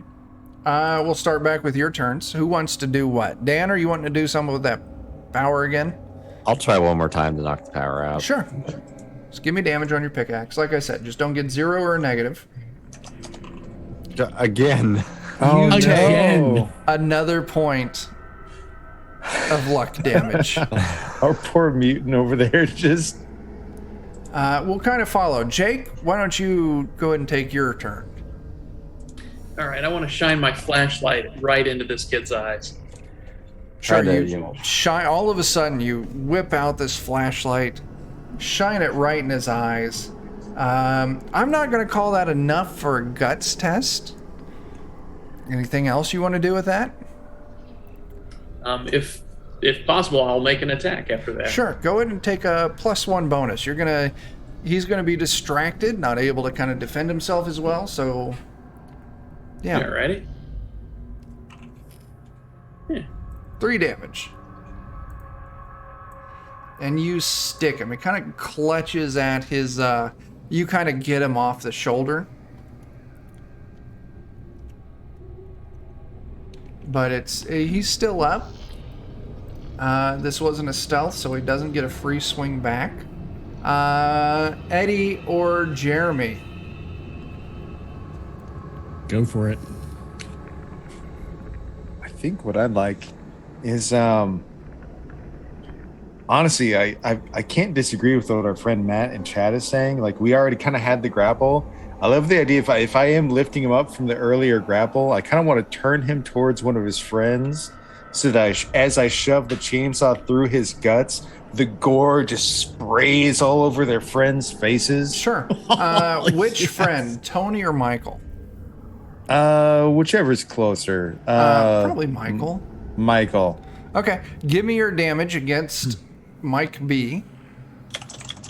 Okay. Yeah. Oh, yeah. So Mike B is still alive, but thoroughly impaled. Oh, God, he's alive. That's even worse. Still So alive. horrible. But this is so he going can to still scream. This is going to force Michael to make a guts test. Oh, and he fails. That is his third guts test. Which means that all of his scores now get reduced by 1.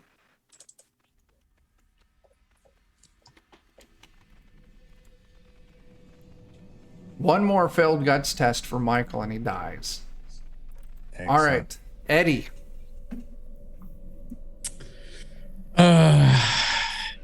Jeez, what can I do here? I really don't want to get in the fray with too many of these people at once because I'm pretty small and I've already taken quite a bit of damage. So I guess I'll just do the same thing again. I'll go ahead and just change the station one more time and then try and pretend that I'm still lifeless. Okay. High or low? You know what? I'll go low. 87. So changing the station again, the trick's kind of played itself out, so it doesn't really affect them. Gotcha. It's just noise in the background. Yep. So I mean, there's someone getting sprayed with their friend's blood on a chainsaw. I mean, Yeah, that's a little dramatic. I'm a little disappointed, but I understand. I'm not the center of attention at the moment. So Chris here. Jake, high or low? Low. High. He works up the courage to swing at you with this baseball bat.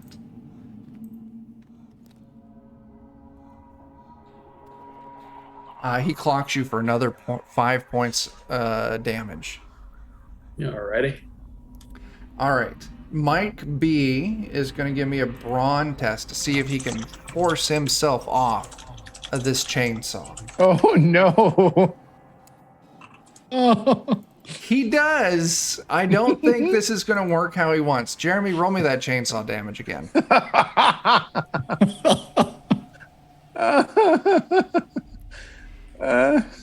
just wonderful. Oh my god. Oh dear Lord. He's still like- alive as his Whoa. guts are pulled out of his front and his back. The undead butcher would just like tilt his head, like as if He just- questioning. Very confused why he hasn't finished this yet.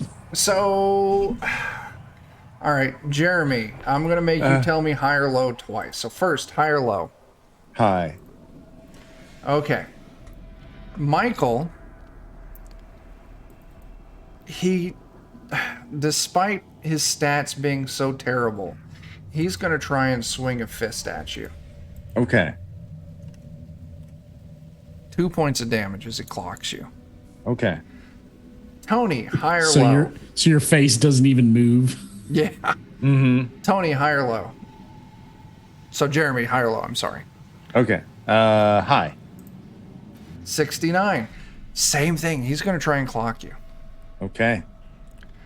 Pretty much I'm trying to figure out, are they going to run away or are they going to try and fight? I figured so- you all want them to fight, so that's why I'm giving it, so they're trying to swing at Gotcha. you. Yeah. -3. That's a big negative, too.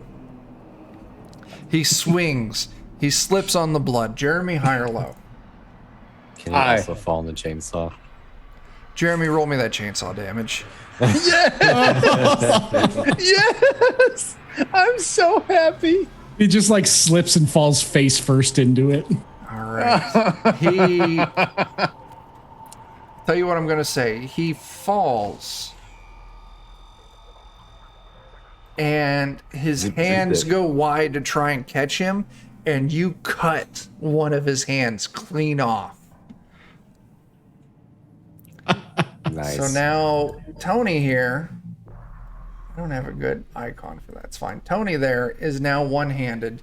Michael B is lying on the ground, bleeding out. His guts are sprayed out everywhere. Or Mike B. And then Michael just punched you in the face. That's their turn. So now we go back to the players. I'm going to start with Dan again. I think I'm done with the lights for now. Okay. I didn't know if you're going to be like, fuck swinging a pickaxe, I'm just going to brute force this light over, or you just want to run up and try and swing on someone. I was thinking I'm just going to go eat some fingers now. Sure. If you want to, yeah, you can run over there and just ignore them and just start picking up gore and just start stuffing it in your face. Yeah, I mean, I'm kind of hoping that this kills Mikey. We'll see. So is that what you're going to do? If that's what you do, you get to heal some luck. So go ahead and roll your luck heal. Yep. You heal 9 luck. I assume I can't exceed my top level. No, you'll be topped out. Yep. All right. Oh, those are some high numbers. 8, 5, 8. So Mike B passes his test. Michael is so scared that he spins around because he hears crunching and he sees you and he slips and his neck lands perfectly on the chainsaw and it decapitates him. Worth it. As Tony also fails his guts check. That's 2 failed gut checks for Tony. All right, Dan, that was your turn. Much better now. Jake, what do you want to do? Oof. I think I'm gonna back up. Okay. And I'm gonna try to taunt him into coming after me. Sure. Give me a charm. Charm Alrighty. test. So you back up just a little bit. You try and taunt Let's do him, it. but who's under the mask again, Jake? I forget. Crispin Glover. How would Crispin Glover try to taunt someone into attacking him? Like He's just Just a standing really there, annoying bring it on. baseball bat in hand, just like, he's exuding awkward through his what Halloween the costume. fuck is this? So it doesn't work. All right, Eddie or Jeremy, who's going? I'll go first. So, having seen this horrifically gory event going on right next to me, I'm going to stand up and just like kind of grunt a little bit like, kind of struggle to get on the very top rung of this set of bleachers, holding the little radio. And I'm going to look down and just go, Jesus fucking Christ, look at all the blood. This is amazing. You say, you know what would make this even better? And I'm going to fidget with the radio for a second, and I'm going to change it to the most decidedly 80s rock channel I can find. And then just hold it up over my head. No, like hard heavy metal, like 80s. Okay, yeah. Like Pantera or something. There we go. And then I'm gonna hold it up, look down at. Oh yeah. And I look down at Jeremy and just go, finish it. Jeremy, you were inspired by this, so whatever you're about to do, Eddie, I want you to roll me a d6. You're going to get a +2 bonus to whatever you're about to do, Jeremy. Awesome. What I really want to do is there was that hand that got chopped off. Yeah. I think it would be fun to like hand it to one of these people that's in shock to see if they try and grab the hand that I give to them. And then as they do that, stab them with the chainsaw. Okay. Let me give you a hand. Let me give you a hand. I'll tell you what. Mike or Tony, you pick it up, you hand it to Tony. He is so just shell shocked. He reaches out and he takes this hand and he's looking at it. He's like, as you chainsaw the fuck out of him with a +2 bonus from Eddie. So this is a D10 plus 5. Yeah. Yeah. 11 points of damage on Tony. He's still up. He's got 4 points left. I'm just on the yelling plus up on the side, bleachers. he Yeah, yeah. He's got a severed hand now. He does. It's his own hand. Oh, the lollygaggers. Well, he's gonna need it. I mean, Lollygaggers, thanks for the raid. We're killing teenagers. It's so We much are. fun. I just handed somebody their own severed hand. So, okay, so everyone's gone. So the teenagers get to go. And actually, you know what I forgot? I need to roll a guts test for Tony. Somehow Tony passes this guts test. Pure adrenaline. There's Pure no other way. adrenaline. Yeah. All right, so Mike B is on the ground. His intestines are ripped out, the front side of him, the back side of him. But we're going to go to Chris. Chris is looking at Jake's character like, come on, come on. He's going to oblige. oh boy. And he runs up. I'm going to do something funky. He's going to make a brawn test. He passes it.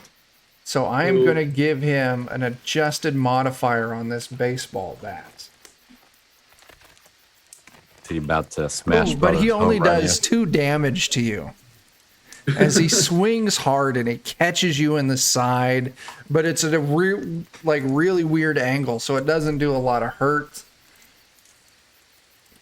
Michael B is going to try and crawl away. But Tony snaps to all of a sudden, and he is going to try and slap Jeremy with his own severed hand. God bless him. I hope he does it. 3 points of luck damage. You know what? I respect that. There we go. Jake, what are you going to do? Oh, geez. I'm just gonna stab at him. Okay, Stab yeah. this guy. It's either him or me at this point.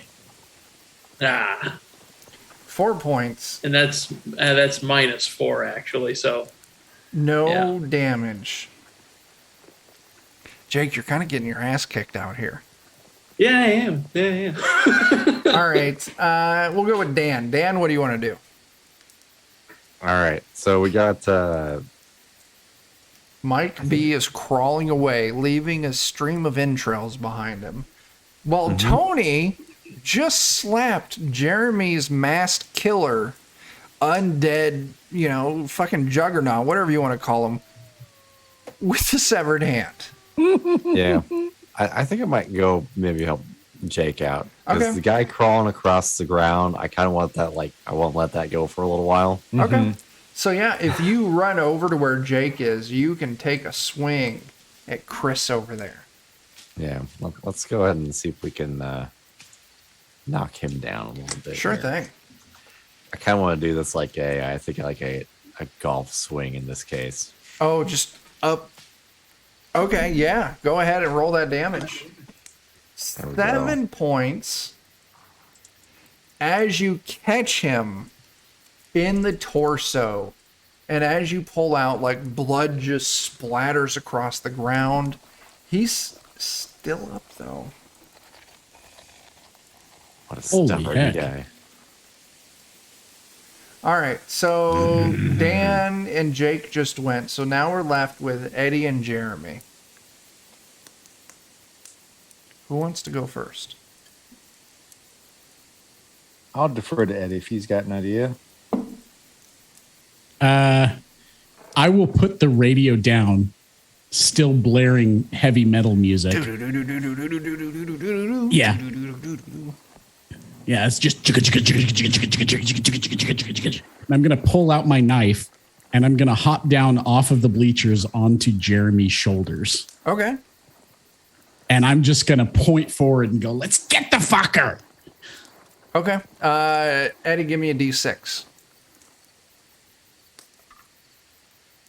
Jeremy, you're going to get a +3 to whatever the fuck you're about to do.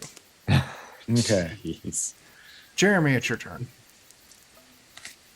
So this behemoth would just kind of turn, kind of shocked that Tony had the guts to hit me with his own severed hand. It's kind of badass, yeah. And After I there's just gave kind of it like to that you, moment you of jerk. like holding the chainsaw in one hand, but the other hand kind of like reaches out, puts a hand on his shoulder, and kind of nods approvingly before running the chainsaw into his chest. Absolutely. So you get a +6 to this. Oh my God.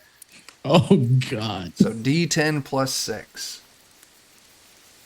Oh my gosh.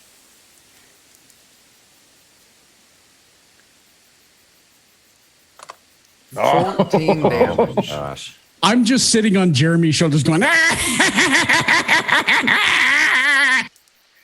That does the trick. You bury it in his torso like belly button level. And then just pull it up just with all your might. And you just completely bisect Tony as he then just falls backwards. Just a big letter X at this point. And he splats on the ground, and all of his internals just spill out across the field as Mike B is still just, oh, God, no, please, don't do it, don't kill me. Let's see, so all of you have gone. Mike B keeps crawling away, while Chris here, Dan, you're 1-2, Jake, you're 3-4. As he swings this bat at you again. Ooh. He slips. Jake, high or low? Low. 22. He slips and he spins, and the bat goes flying out of his hands and lands like 15 feet away from him. He's now disarmed. Oh, baby. Oh no, that's terrible, Jeff. Silly internet. At least it didn't crash during your stream. That would be terrible. Yeah. Out of all the times. Okay, let's see. Their turns are over, which means I'm going to kick it back to Jake. All right. I'm just going to try and stab him yet again. Keep stabbing. Go ahead. Come on, finish this guy. Ugh. Only 2. He's still up. Chris has ended up being a tough dude. Yes, Yeah, he yeah. has. All right. Dan. Boy, well, seeing him do his bat swing, I'm just kind of going to mimic him. Oh, and just swing your pickaxe like a bat? Go ahead.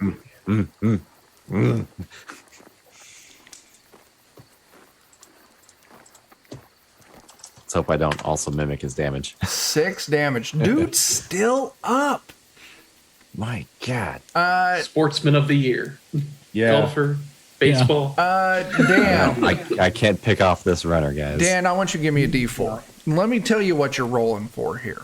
Okay. 1, left arm. 2, right arm.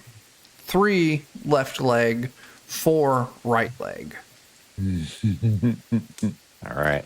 You Left arm it is. swing hard and you catch him in the shoulder on his left arm, and you just got so much force carrying it through. Your pickaxe just rips his arm clean off. And now there's an arm dangling from your pickaxe. He's now got to make a guts test. I feel like you should beat him with it. So that's his second failed guts test. Just for fun, you know, as I'm done with my swing, I'll just high five that hand. Beautiful. Absolutely beautiful. So that was Jake But and you have Dan. to you have to give it like a wheezy laugh while you do it too, like All right. Eddie and Jeremy. Which one of you two wants to go first? I'll just look down at him. I'm standing on his shoulders, just kind of like right above his head. So I'll just kind of look down. I'll knock on his face mask just with my tiny fist and just go, he's getting away. Throw me. Okay. Jeremy, give me a brawn test. I will.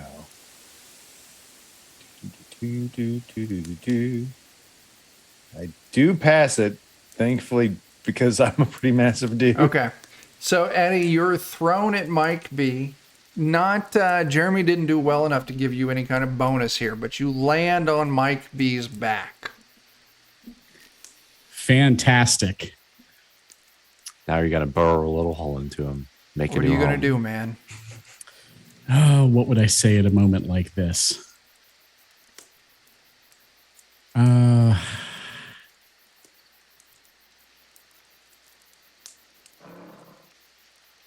I'll just yell something stupid like "No stealing bases, jackass," and try and bury the knife in his back. Give me that attack damage. 2 more damage. Not 2 much. is exactly what it takes.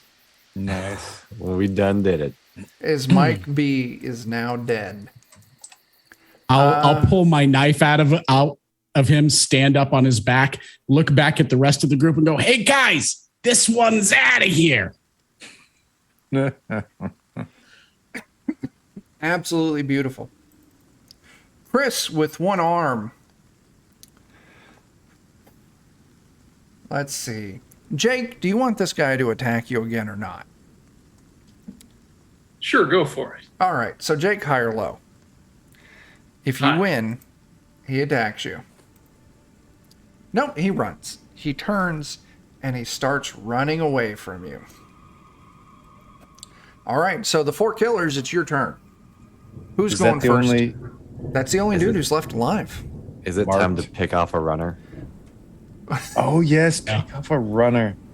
Okay. Well, you can still mark him there, Jeremy. So in Yeah. case he gets away, you know where he's going. I mean, I've already. Is there I've a already, baseball laying on the ground anywhere? Ooh. High or low? I'm gonna go high. Yeah, you see a baseball on the pitcher's mound. Oh, somebody's got to grab that. Somebody throw a strike. You know what? Actually, yeah. I'll give it to the cannibal mutant. Surely he's got a good throwing arm. Oh, that's true. Yes. Dan, I want a bronze test. Okay. Big success. Hell yeah. Oh man. High or low? Let's go with low. Dang it. You wing him for 2 points of damage. But he keeps running. So who's all gone? Just Eddie and Dan? Mm-hmm.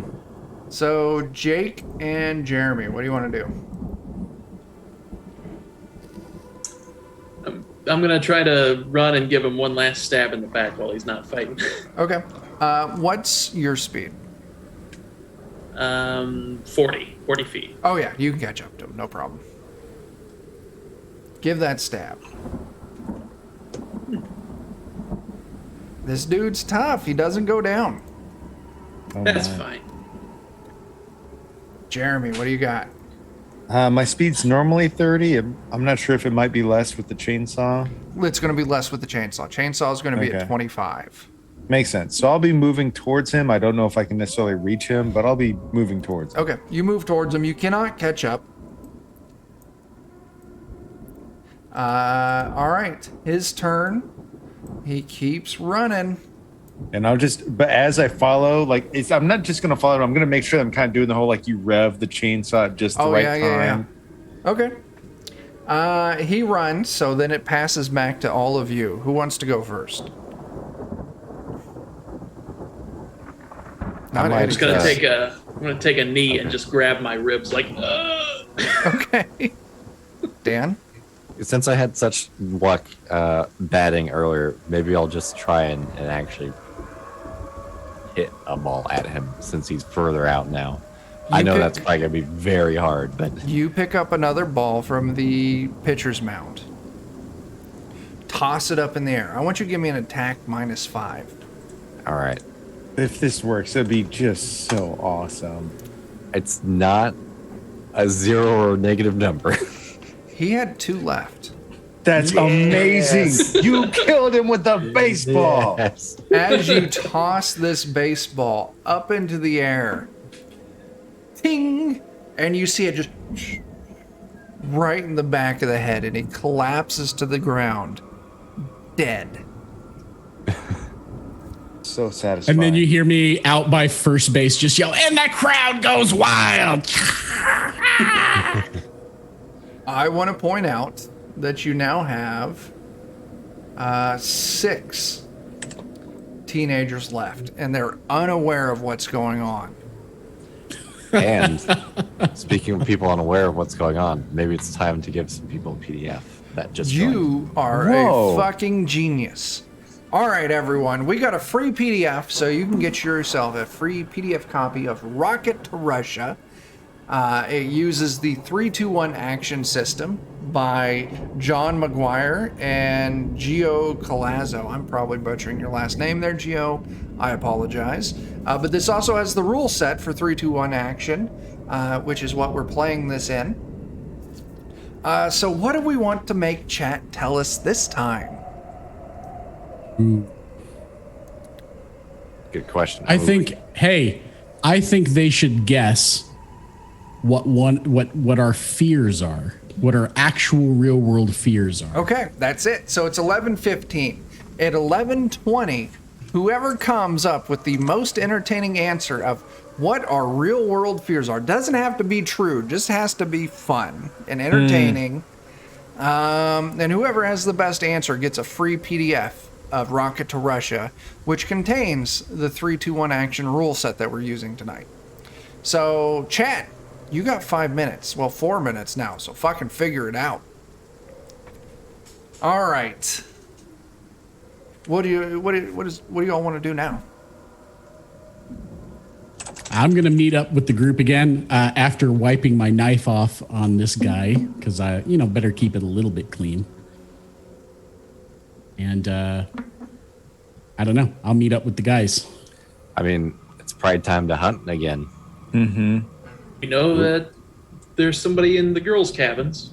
Mm-hmm. Yep. There's that one cabin up north with the lights in it. That seems like as good a lead as any. Okay. Yeah, maybe we can just kind of cut straight up, and then we can hit all the other places on the way there. Okay. So I'll tell you what. You all cut straight through, and you don't find signs of anyone else.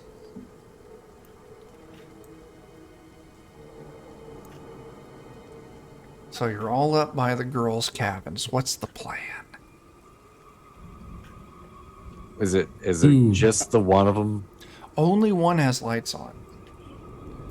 I'm gonna immediately go into stealth mode. Okay. What are you doing?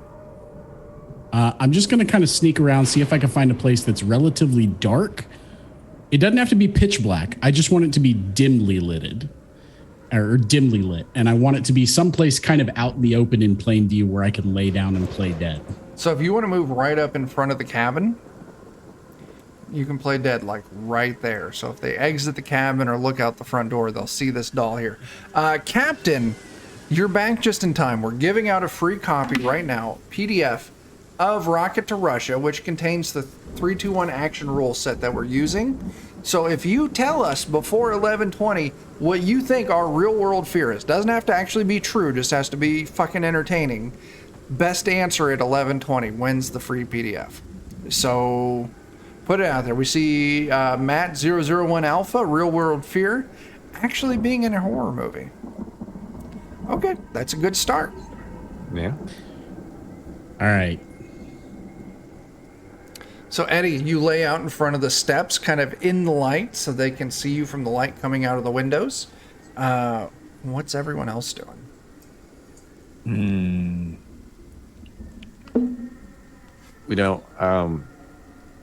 Gosh, I wonder if this is supposed to be like, a lights out sort of situation. Maybe we just go knock, knock, knock. Oh, you know what I would love to do? Does this also have the crawl space sort of area? Yeah. If he's going to knock on the door before he knocks on the door, I want to be right underneath where the person would come to the door. Okay. Just ready to shove the chainsaw. Yeah. From underneath. Into place. Oh my gosh.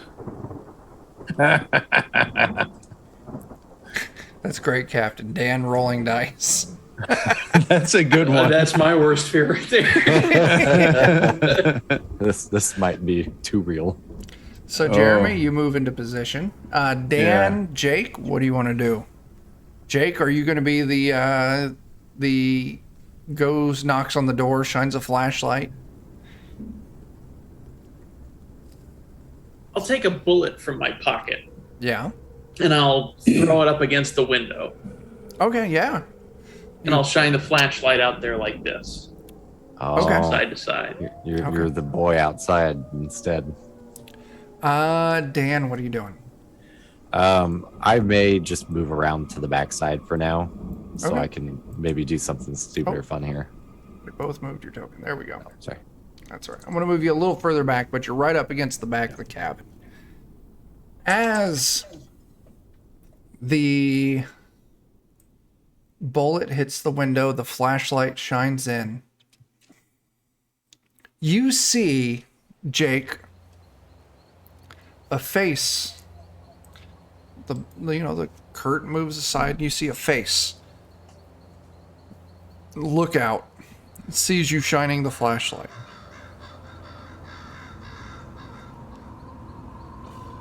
I'll just make sure that the flashlight is sort of pointed a little bit at the window so she can't actually see me. Yeah. Just You hear her yell out from inside.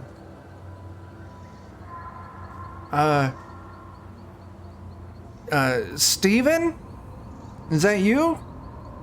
and I'll wave the flashlight up and down like yes. I know I'm supposed to be asleep. I'm just reading. You get the idea that Steven was that camp director Steven is that the you counselor. killed. I'm just reading. I'll go to bed here in just a couple minutes. Just let me finish this chapter. All right, and I'll sort of walk away. I'll walk off to the side, but I'll also keep the flashlight towards the window so she still can't see me. Okay. You see the curtain close. Jeremy, Eddie, and Dan. You can hear giggling. I don't know why it blocked that.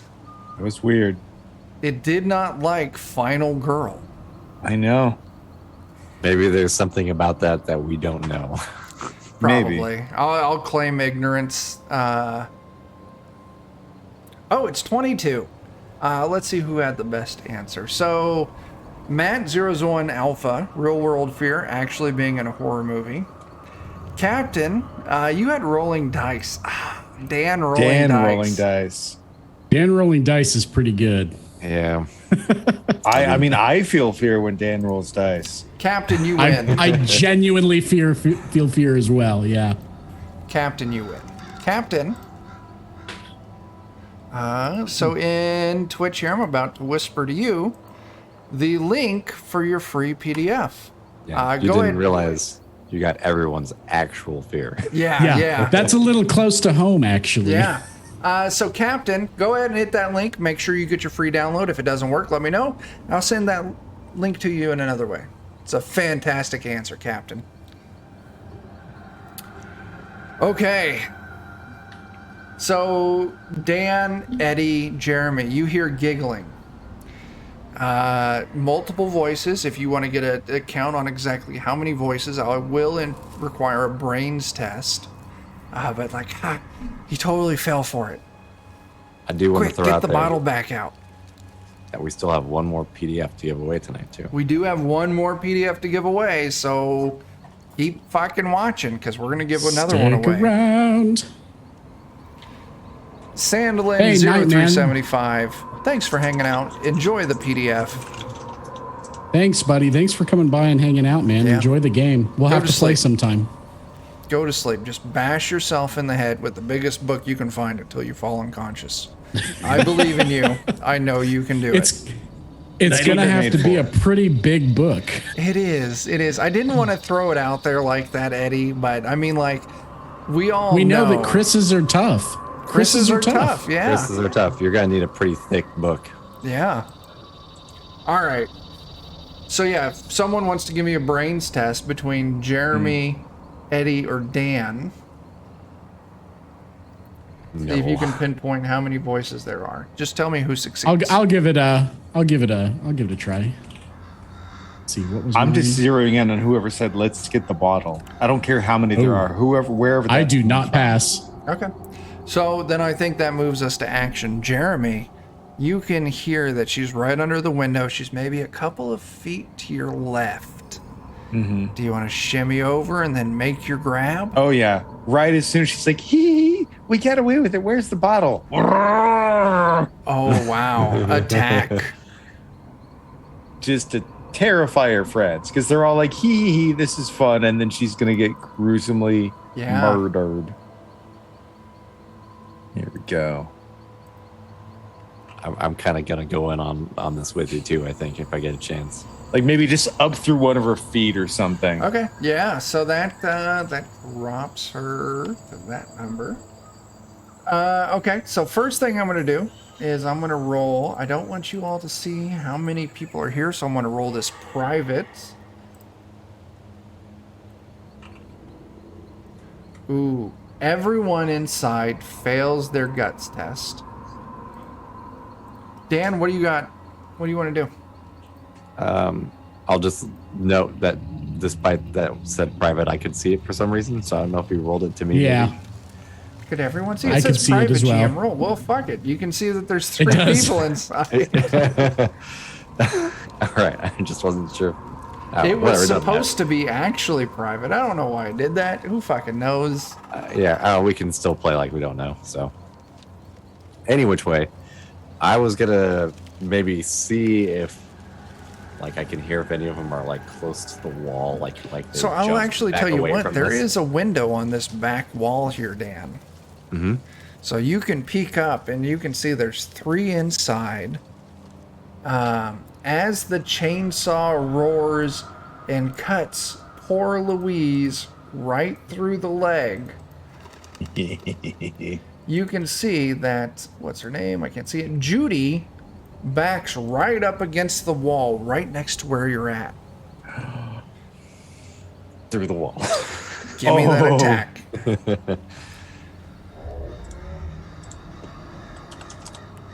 Eight There we go. damage. That's maximum damage for me. Wow. I just kind of like the idea of like her backing in and then just. I'll tell you Ooh. what, this is a complete surprise right here. Oh, I think they're all going to pass. They all pass that guts test. Dang. All right, Eddie and Jake, what do you want to do? I'm Well, I was gonna kind of move a little hoping. bit- Oh, go ahead. Go ahead. Jake, talk first. I was just going to move a little bit more off to the side now that I know that stuff is going down. Yeah. And I'm just going to get ready to shine the flashlight towards whoever runs out. Okay, going to blind whoever comes out first. Eddie? Do I have any sort of an idea which way they're running? Basically, No. I guess I want to be on the opposite side. I mean, we've got somebody on either side, so they Yeah. could run anywhere. Yeah. Yeah, I mean they haven't Yeah. tried to run yet, so. I will I'll just stay- share I'll just stay this- where I am. Okay, I will share this piece of information before you finalize that answer. Jeremy's chainsaw ripped through the ground, cutting in to poor Louise's leg, tore up a big chunk of floor. It's way too small for Jeremy to fit through, but not for you. Yeah, but there's lights in there. There are lights in there. So yeah, if you just want to hang loose, or what do you want to do? I think I just want to. I think I just want to hang loose for now. Okay. The roof of this thing, it's an actual cabin, so it's like it's an actual Yeah. roof on it. Yeah. Okay. Yeah, there's no way for me to get down through in there from the roof, so I'm probably going to just stay where I am. Wait for somebody to run out and see me. Okay, give me just a second here. I'm rolling some big numbers. Don't worry about this.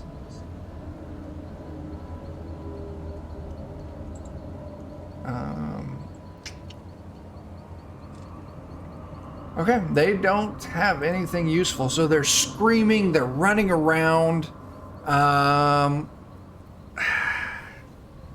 Let's see here. All right, Dan, high or low? Let's go with low again. One of these days I'll get it right. One of these days. It's not Not today. this one. All right, none of them run out of the cabin. All right, the killer's turning. Captain Karayan, we don't need any reversed guts test at the moment. Because no one's failed a guts test on the party. So why don't we bank those as reverse guts tests? So if I ever make you guys roll a guts test, 2 of those we can wipe out. Cool. All right. But still, thanks for those bits, Captain. You are amazing. It's true. All right. Players, it's your turn. What do you want to do? So if our little, killer doll could fit his way through, I know I couldn't fit through all the way, but could I maybe at least get an arm up and through? Yes. Because what I think would be fun is the chainsaw's kind of already up and exposed. I think it'd be fun to grab somebody who's kind of panicking and just grab a clump of hair or a clump of clothing and make them fall down onto the chainsaw. Sure, you can absolutely do that. Just roll me your chainsaw damage. I'm a good person. This is the best. Yeah. I'm so glad I gave that to you. I am too. They thought they could get teen. Are you wanting to make the teens live longer, or are you wanting to make them die quicker?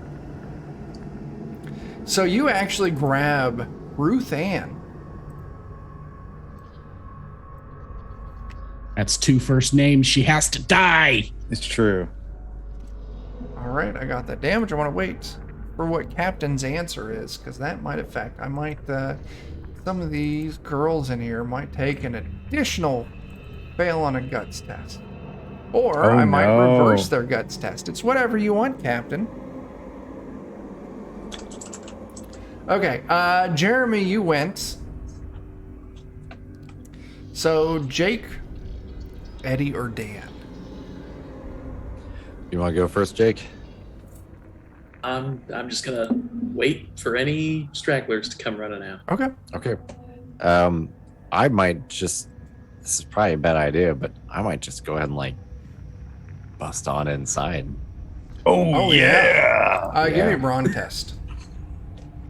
Oh, so ignore that 4, and ignore this. Okay. That meets. So thanks to Captain, Judy now has 2 failed gut tests, and Ruth Ann also has 2 failed gut tests. So the Captain is helping you out. nice. And Dan, you did 8, so your brawn was that's under, right? That it meets. It meets. That's good. So all of a sudden, you burst I figure I'm just through. gonna You fucking Kool-Aid man this wall. Dan, you're now inside, and you can see the 3 teenage women. Teenagers. Who the fuck knows? All in there panicking. 2 of them are in. All 3 of them are injured now. 2 of them have chainsaw wounds. 1 of them has a pickaxe wound. So that we're gonna call that your turn. You bust in. Okay. Eddie. This will be fun. All right, I'm getting bored sitting out on the lawn, so I'm gonna run up. I imagine that these are up a little bit off the ground, so we can kind of get under them. Yeah.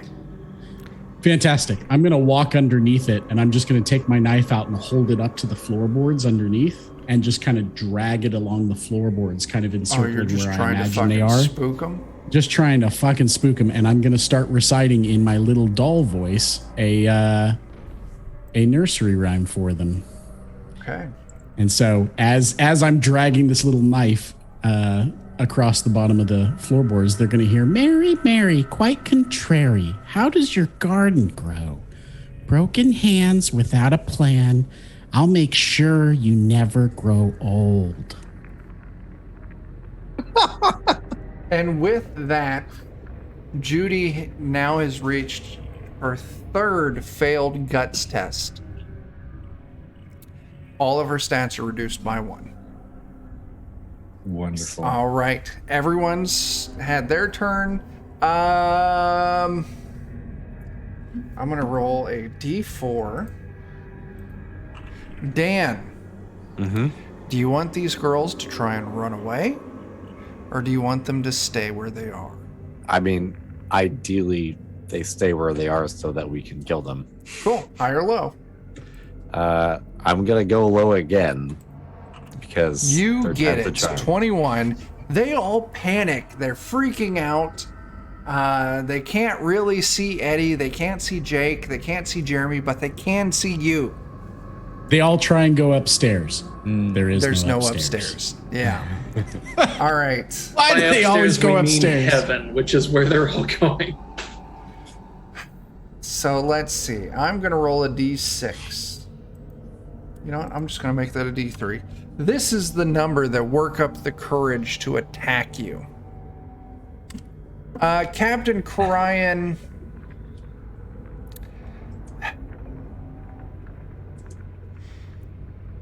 How much do you all feel that Captain Cryan giving you a complication is worth? I mean, we got 100. Hell, I'm having enough fun. I'd make it cheap. Well, how much? We got 100 for a guts test, 300 for a reroll, 500 to restore 1d10 luck to everyone.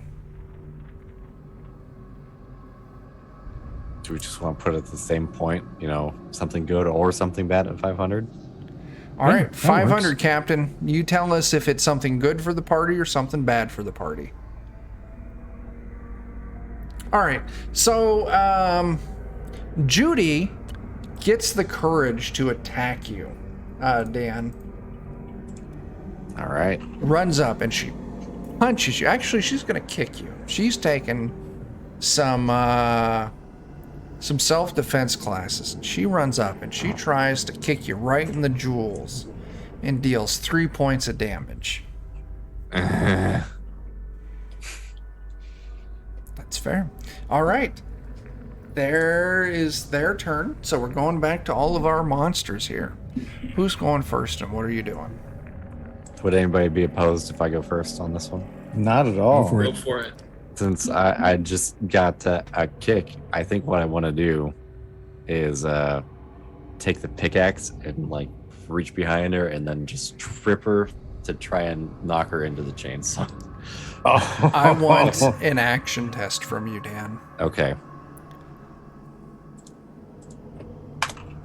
Oh no. You can spend luck on those sorts of things. You can Yeah. spend luck, yeah. I think we're completely out of rerolls, so We I will are. spend luck.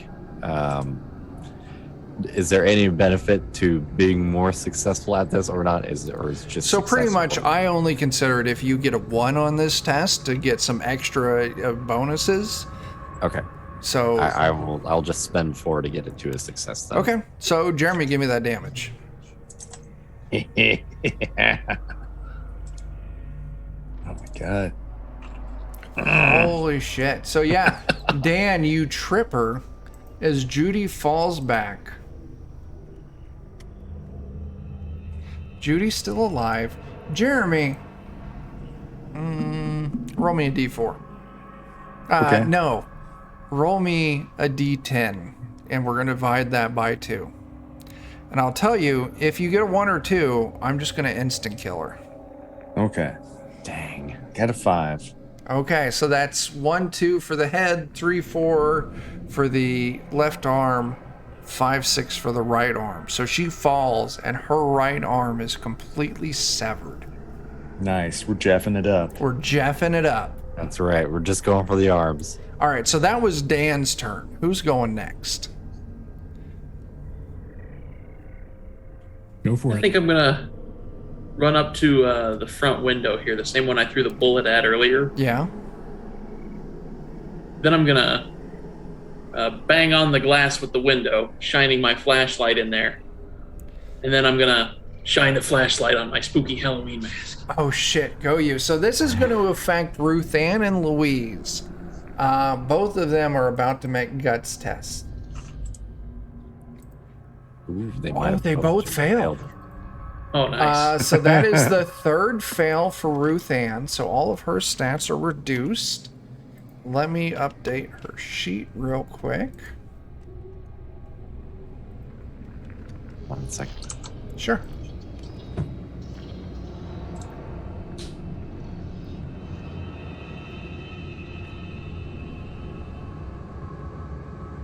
And then poor Louise. Oh, this is only Louise's second failed test. Okay, so yeah, you run up and you force 2 of them to fail. So Dan and Jake have gone. Jeremy or Eddie, who wants to go next? You're both Ooh, underneath. I'd like to go now. So what's the situation with the girls up top? Where are they right now? So underneath, you can hear there is... Actually, they're all by the front door. Kind of in Jeremy's area. And is Jeremy still holding on to one of them through that hole? You grabbed one and pulled her onto her chainsaw. Did you keep a hold of her, or did you let her go after you did your damage? I mean, my initial plan was to hold on to it because on my next turn I was gonna like pull her so she dragged across the chainsaw. So that would be Ruth Ann that you're holding on to. Okay. So what I'm going to do is I'm going to start dragging my knife along the bottom of the floor again. Yeah. And eventually climb up Jeremy up his arm while I'm doing that. Okay. So I'm gonna start dragging the knife across. Same thing, just that kind of wind up toy doll voice. So I'm gonna count that as just your movement to get up inside and while dragging your knife. Okay. What do you want to do once you get inside? I'll start reciting along the way. Yeah. And it'll make sense here in a second. So I'll start dragging my knife and cue the creepy voice. All around the mulberry bush, the monkey chased the weasel. The monkey stopped because he was fucked. And right at that moment, I'm going to burst up out of that hole, climbing up Jeremy's arm. Pop! Here comes the evil. Christ. All three of them are going to make a guts test. I had to. They all pass it, though. Oh, goody. You gotta more scare fun for somebody us. to death. Come on. Jeremy, what are you going to do, man?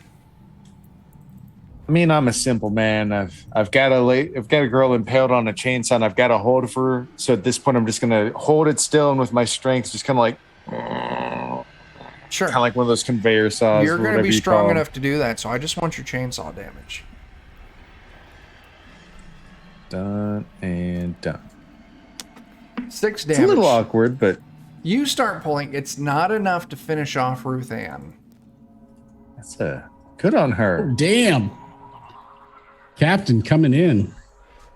Complication. Now, what do you- This is going to be bad. I get to choose the complication. Oh no. Does he get to choose whether it's good or bad? I'm going to guess it's bad. He's listing complication. Yeah, Jake, probably. you didn't move in. Nope. You see some light kind of cut across these cabins. And you kind of look back and you move to the side and you can see that there is a car coming down the main road into the camp, kind of towards this roundabout where the health center and the dining room are.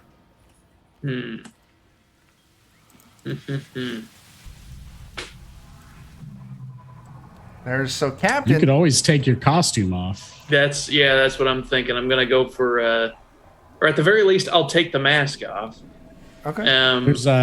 There's a whole baseball field full of cadavers. So here's what we're going to call it right now, because you all just went. Jake, you have this information. It is the girl's turn. So all of them, not Ruth Ann, she's going to make a brawn test to see if she can pull herself away from Jeremy and off this chainsaw. She does not, so she is stuck. Louise and what's your name? Judy. They're gonna make me agility tests. So let me make sure on these. Mwahaha. That is right, Captain. Ooh, okay. So Judy goes first. She's gonna try and slip out of the hole that Dan made in the back wall. She fails. Louise is going to go next. She fails. So they try to get through, but Dan, you kind of widen up and you keep them from escaping. They're doing a whole lot of nothing, and that kicks us back to your turns. Who wants to go first? You're muted, Dan. Yes, I am. I said I went first last time, so I will yield on this one. We just had the pop goes the evil moment. Mm-hmm. I kind of want to see the follow through. I'm not, if I'm being honest. I'm not very tall. I'm just imagining, are they just standing at that back kind of hole or whatever, trying to get through it? Or okay. So I will just. Is there anything else in the room that I could use as a weapon? High or low? Go low. 91. Ooh, no, not really. I mean, it's just, you see there's bunk beds on each side, so this cabin can hold 4 people. You see 2 dressers, one next to each kind of bunk bed.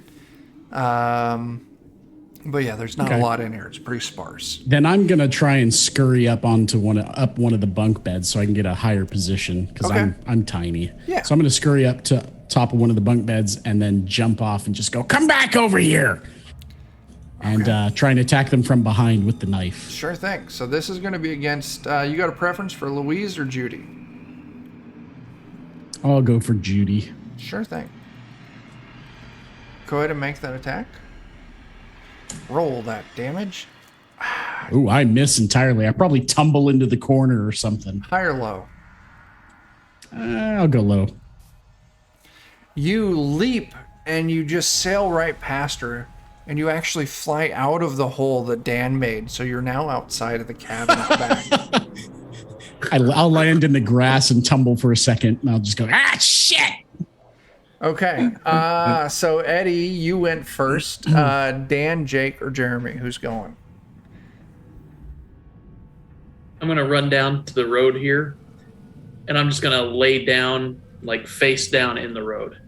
Okay. With my knife underneath me. Are you still in costume, or did you rip that off as you were running?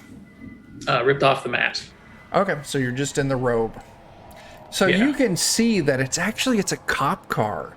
And they're pulling around, maybe just doing a regular kind of like pass through. But it's the fact that their headlights stop on poor Dave, who was split open from crotch to neck. And they stop, and you can see these cops get out of their car, pistols in hand, as they're slowly approaching the corpse of Dave. Wonderful.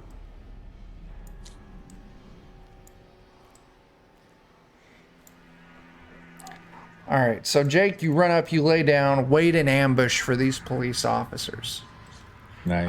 That leaves us Dan or Jeremy. You want to go, Jeremy? You gonna finish the job? Well, so like the one girl's still stuck on the chainsaw. Yeah, she is. And I think there's a point where you just have to burst up through the floorboards, and I think doing so, like with the Breakfast Club style fist in the air, except it's like on the top of the chainsaw. You're gonna Shadookan with a chainsaw. Yes. All right, give me that damage. All right.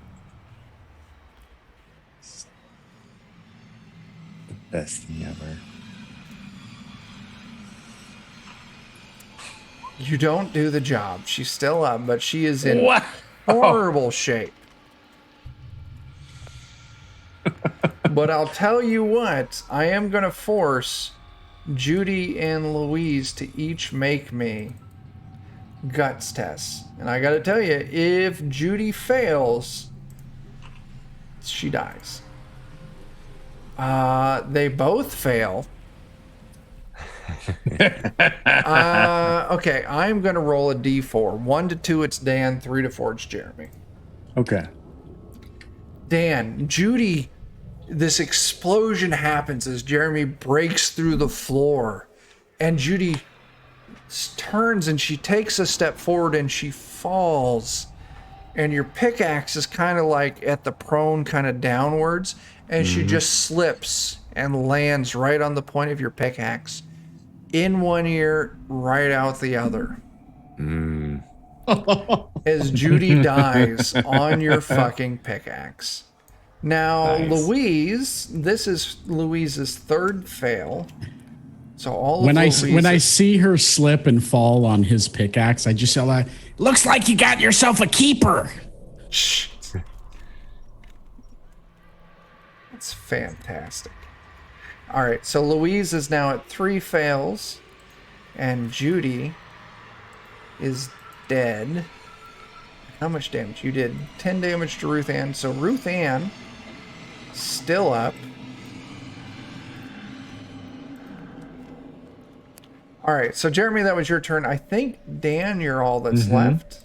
Yeah, and since I have someone on my pickaxe now, I think I'm just going to swing Judy into the last person who's up. Give me a bronze test. Give me a bronze test.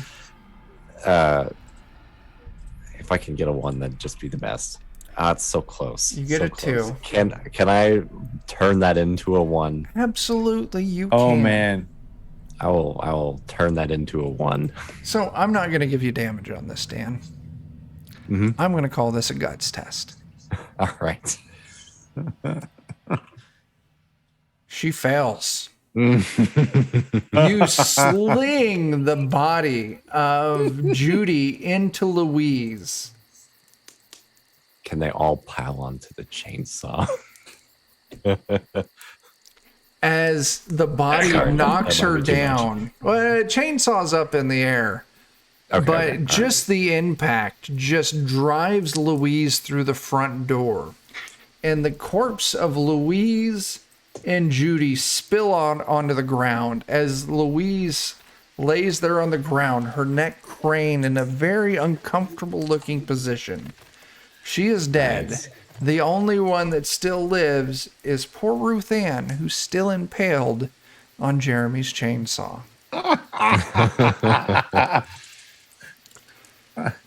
Ruth Ann's going to try and pull herself off the chainsaw. Even with her 3 fails, that is a success. She rips herself off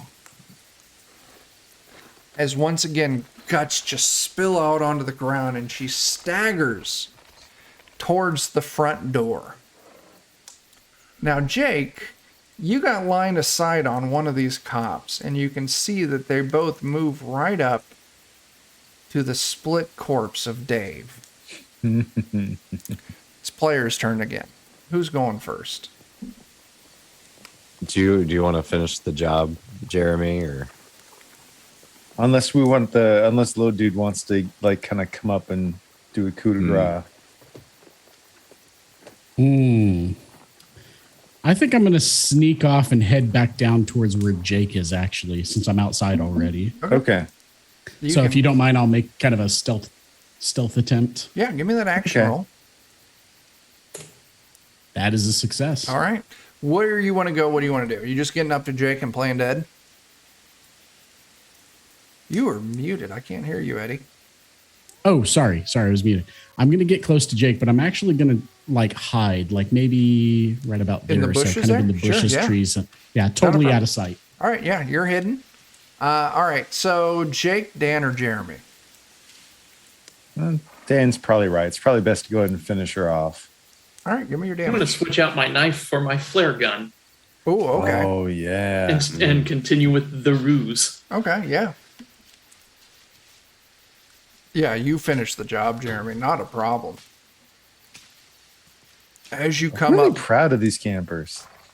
Yeah, they're doing good. Yeah. As you come up behind Ruth Ann, as she stumbles towards the wall, and you just bring this chainsaw down, it catches her above the left shoulder, and you just rip it down, going across the back of her torso, down the back of her right leg. And her body just kind of like splits open like a baked potato. As she collapses onto the ground, dead. I will tell you now, you have 3 campers remaining, but you have no Nice. idea where they are. might be time for a mutant snack here real fast? Okay, so Dan, it's your turn. So yeah, if you want to eat someone, you can certainly recover your luck. I will, because I have been burning it and I have no regrets. Okay, you gain 4 luck. No regrets. You hear Jake, these cops. One of them yells, "Get back to the car. Call this in."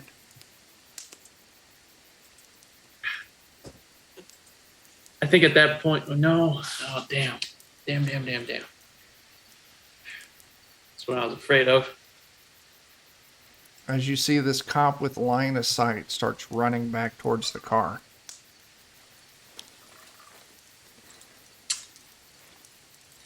I suppose I'll try to shoot him.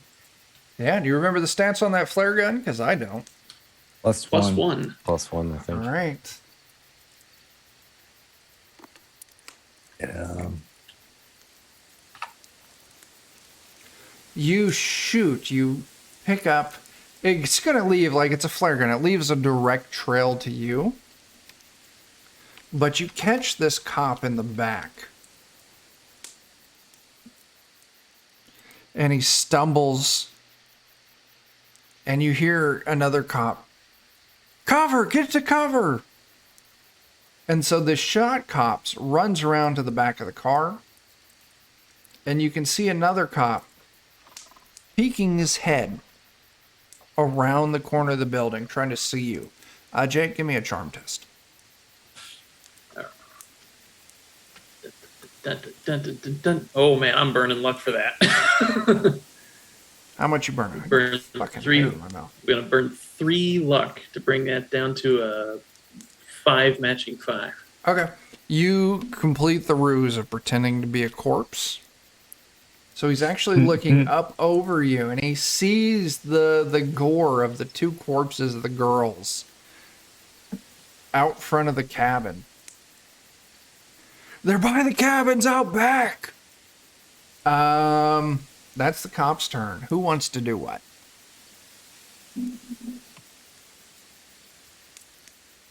I don't think I'd know that the cops are there. Yeah. You would hear them yell, though. Okay. Well, knowing that they're yelling, maybe I'll kind of just move around, maybe to the side. I don't know how far I can move on this map exactly, but maybe kind of come over to the trees Yeah, here. that's absolutely fine. So yeah, you run over there. If you want to give me a stealth or an action test to see if you can hide in that tree or behind them trees. Let me see here. Action. I match. Cool, that's good.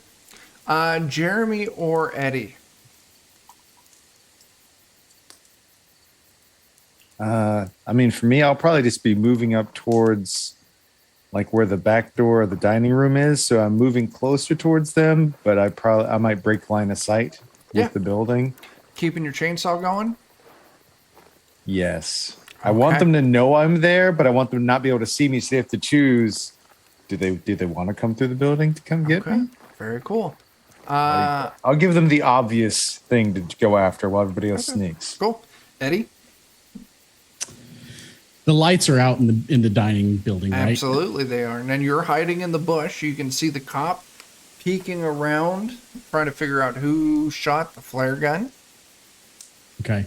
If there's enough shadow, since there's no lights around here, I assume, around the outside of the building. Only light would be coming from the girls' cabin. Okay. Then I'm going to try and just sneak into the dining building. I want a stealth test. I want that action test. Ooh, okay. I'm going to burn 1 luck for that. Cool. So yeah, you can easily catch up with where Jeremy is. And you even take it a step further by moving inside the dining hall. Excellent. I'm just hiding in there for now. Maybe in the kitchen. Okay. So Jake, you shot your flare gun. They reacted to that. The rest of you moved. I'll tell you what. This cop is looking around, not seeing anything. He's going to run to the other side of the building, and he's going to start moving around the far side. Because he's thinking that, like, where Louise's corpse is, the shooter came from somewhere in that area. While this other cop kind of stays here and is peeking out trying to see who it is. So they're trying to, pincer whoever was shooting. And that's going to be the turn of the police officers. So it's the 4 of you. Just let me know who wants to go first and what you're doing. I am staying still. You're continuing the ruse. All right, Dan, Jeremy, or Eddie? Tell you what, real quick, before nobody's in the building yet. Right. Since I'm in the kitchen, I assume there's some sort of cooking appliances in here, correct? Oh, yeah. Stove, What deep kind of fryers. The stove, is the stove a gas stove? So I am considering this time period to be nondescript 70s or 80s. Out here in a campsite like this, I'm going to say they got a propane tank somewhere feeding this stove. Like Fantastic. one of those big farmhouse propane tanks. So yes, Fantastic. it is gas. So there's like a hose or something going into this stove then. It's going to be back kind of behind the equipment, moving into the back of the stove. But yeah, the stove is fed by gas. But right off the bat, you can't see the line feeding the gas to the stove. Okay. So if it's a gas stove, then up on the stove as well, there should be like dials and stuff to turn it on. 100%. Yeah. This is I'm going to like an industrial, like a professional style stove. So it's Gotcha. like 8 burner, 2 Huge. wide. So it's got 2. Yeah. Like this is a big thing. Great. I'm going to go ahead and I'm going to turn on the stove, the burners. Okay. Are you turning it so they click and ignite, or are you just turning the gas up to max? No, I'm just turning the gas up, but not igniting it. Cool. All right. And then while I'm at it, I'm going to go ahead and grab, I assume there's like pots and pans and cooking oil and things like that. Is there like a bottle of cooking oil, like a squeeze bottle that they would use? Well, there would be the large, like industrial sized containers of vegetable oil, probably on a low cabinet. Fantastic. I'm going to try and find one that I can sort of manhandle. I'm not trying to pick it up necessarily so much as drag it. Okay, yeah. And after turning on the gas on the stove, I'm just going to use my knife to poke a hole in the side of the bottle of oil. Okay. And then I'm going to just grab any other metal thing, a piece of silverware, something, anything, and kind of shove it in my pocket and just start dragging this thing of oil towards the front of the building from the back. Okay, absolutely you do. So yes, there is now, the gas is on in the building, and you are leaving a trail of oil from the stove towards the front of the building. Nice. Fantastic. All right. I'm just going to stop inside the building at the front. I'm not out yet. So Jeremy or Dan? So the cop who's moving around on the left side there, Yeah. there were some windows over on that side, right? Yes, there were. One of them is busted out. I think what might be fun is seeing what Eddie is concocting. Instead of just directly damaging this guy, just pick him up and yeet him into the building that's about to get burned. Oh, yeah. So you run around. We're going to call this another opposed strength test, another opposed brawn test. So you're going to roll, and I'm going to roll. I'm going to roll a d10 plus 6, and you're going to roll a d10 plus your brawn. Okay. I got a 9. No problem. You run over, you pick him up. He doesn't even have a time to squeeze off a shot. You surprise him. And you just whoop, yeet him right into the building. And I am actually seeing, because you're terrifying to look at, he's going to make a brawn test, which he does pass, or a guts test, which he does pass. All right, he is in the building that's filling up with gas. Dan, what do you want to do? Seeing as he just went through that trouble of clearing the cop on this side, I might kind of move once again, like maybe towards the health center here to see if I can kind of come around. I do want another action test because you are going to be exposing yourself to a line of vision. I'm good. You're good. Yeah, absolutely you do, because he's still looking around the other side. So you've got, on your next turn, you can very easily get behind this officer. Perfect. All the players have gone. So the officer in the building, he is going to pick himself up. He's going to move up to one along these long bench tables, like cafeteria tables, And he is actually going to try and flip it and take cover behind it with his gun at the window you just threw him through. So he needs to make a brawn test, which he totally fails. So he runs over, he tries to pick the table up. Doing that, he accidentally drops his gun. Jeremy, high or low? Hi. Do you want his gun to accidentally discharge or not?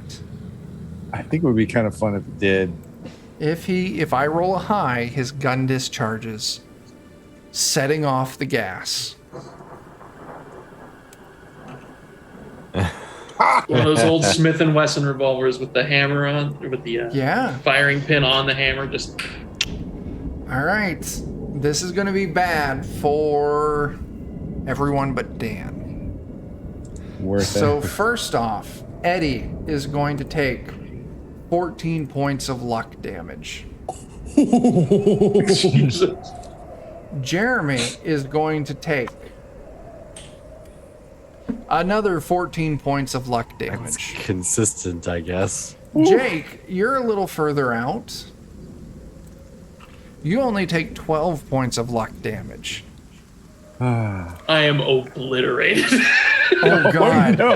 You stopped pretending to be a corpse, sorry. and you turned into a corpse. Jake, who do you This want is to what I play get next? for not being a supernatural monster.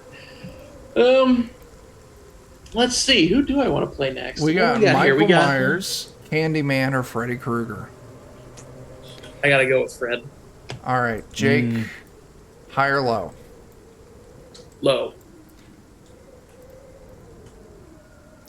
I'm going to put you over by the hockey field then. So, Freddy is now here by the hockey field. So, who just went? Jeremy just threw him in. Who hasn't had a turn yet? Jake, you laid down. It's the other policeman, right? Yeah, the other. Yeah, Or cop's did they turn. both go? No, one cop's dead. Building just blew up. God. Boy, does that Chuck, blow? Does that blow I was our standing- dead people's body parts everywhere?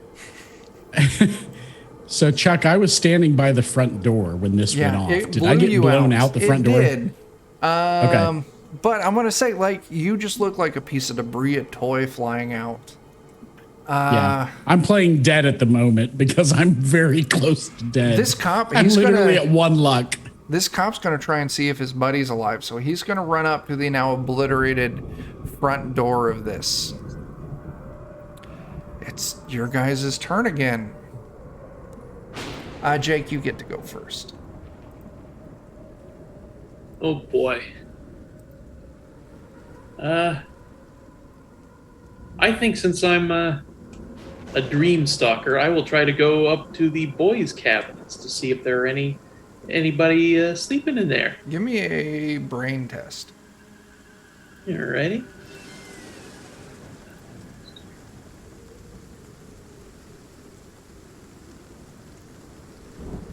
I'm gonna burn 3 luck to make that match.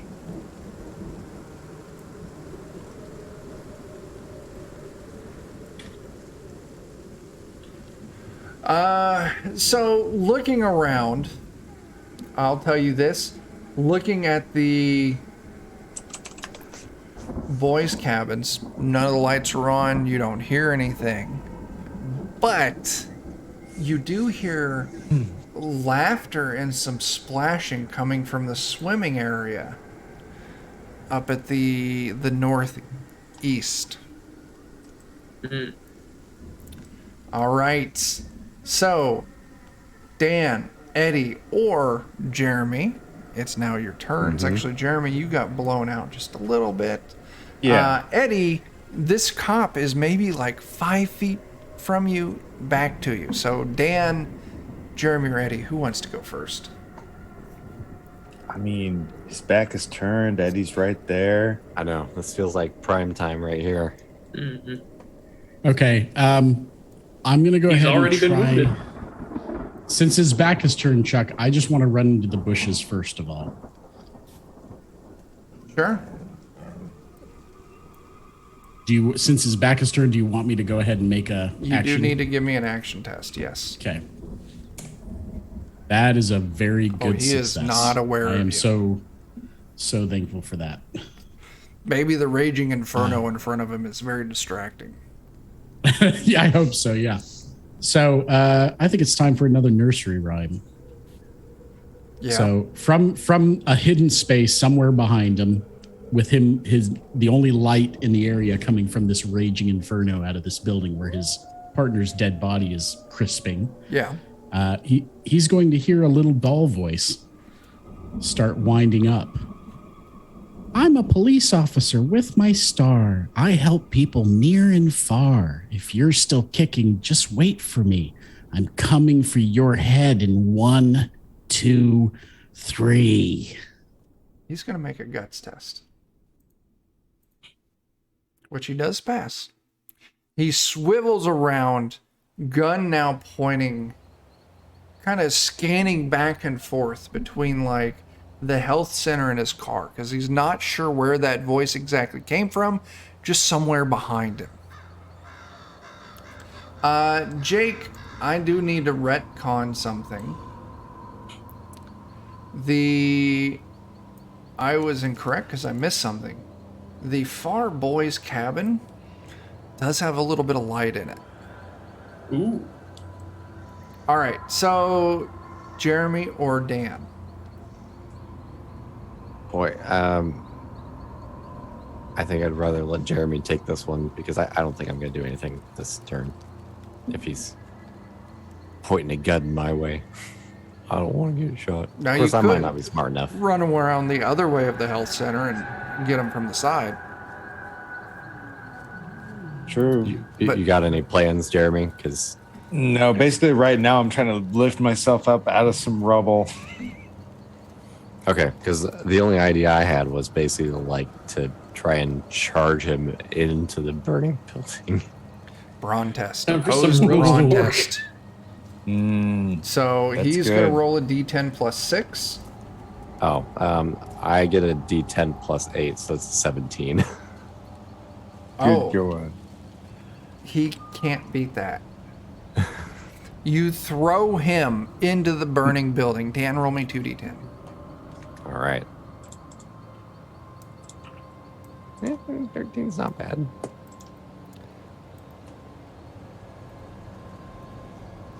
He's now in the burning building. He's still up. He's on the ground. He looks back at you. He's still armed. Jeremy? Okay, is he still within, like, how far, is he still within reach if we come up to the edge, or do we need to go into the building to deal with him? You're going to have to go in the building to deal with him now. Can he see the dead, charring corpse of his partner? High or low? Low. Yes. That sounds like a guts test. Which he fails. So that's one failed go. guts test for the remaining living officer. Okay. Is there maybe like, I imagine there's some sort of debris that got blown out. Like, I'm actually take like, maybe like some piece of like a 2x4 that like, or some chair leg that's stuck in my own body.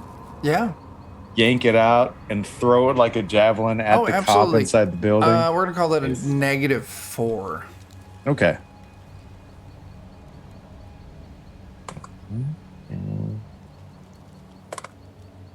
-4. Why not? Yeah. 3 damage. So you throw this over. It collides with him. He's still up, but he's in really rough shape.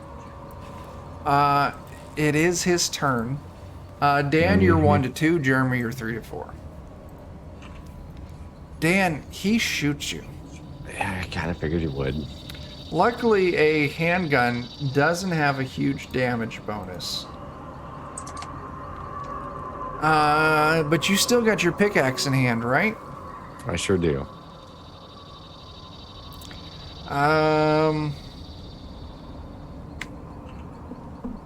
He does not deal any damage to you, Dan.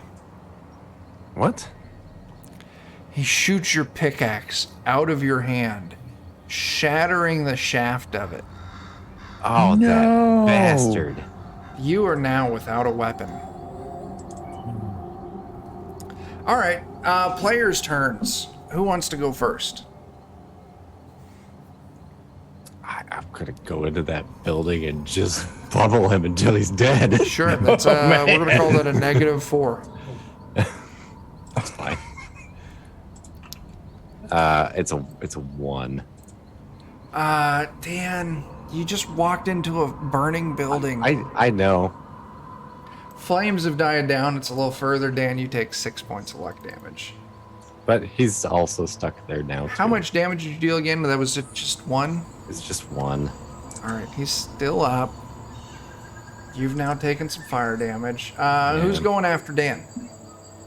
No, that was your turn, Dan. Yeah. Mm-hmm. Who's going next? I think that's everybody. Well, I went first. Dan went first, so it's either You Eddie, went first. Jeremy, I or got Jake. mixed.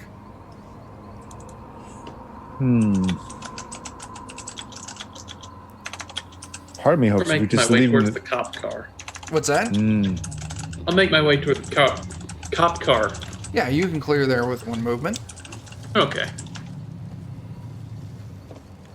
What are you going to do, Jake?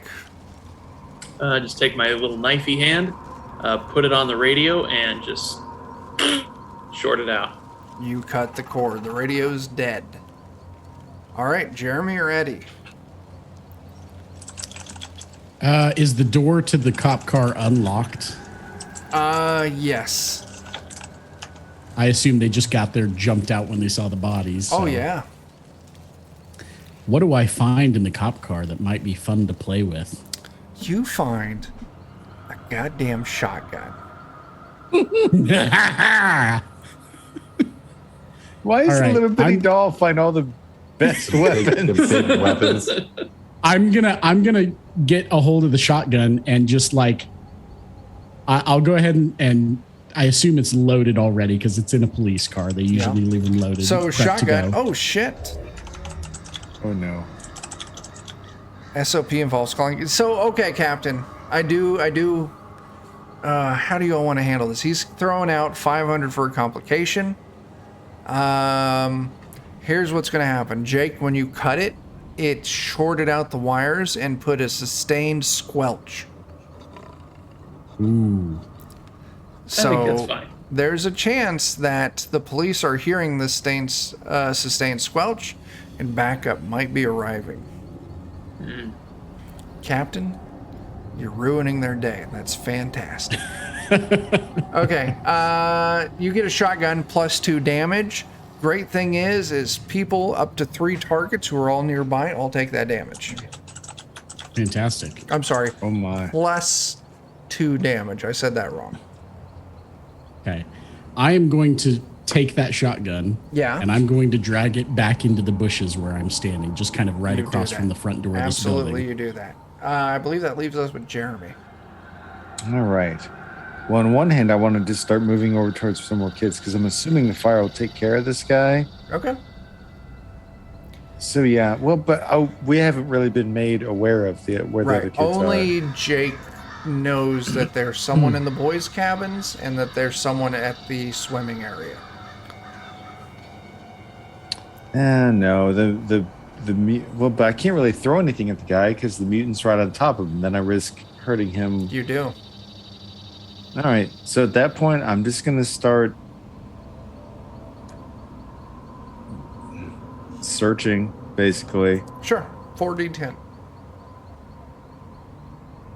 4 to 10, you say?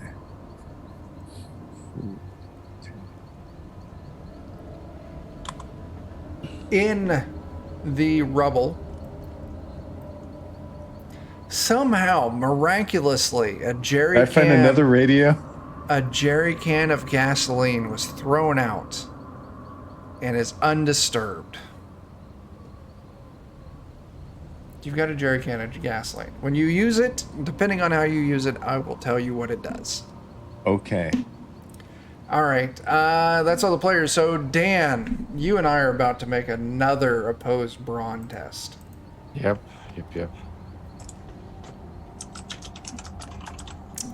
I got a 14.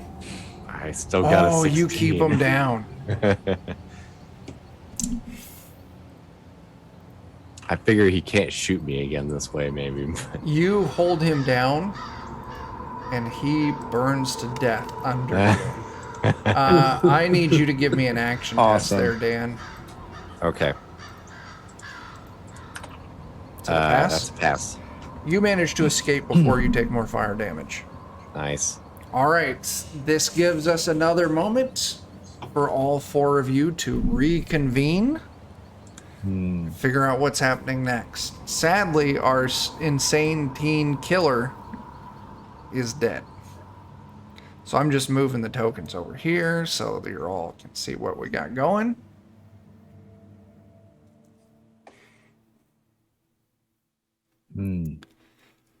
So, what all do you want to do? I'm going to point towards the boys' cabins and say we got somebody who's up and sneaking around back there. I'll hold up the can of gas.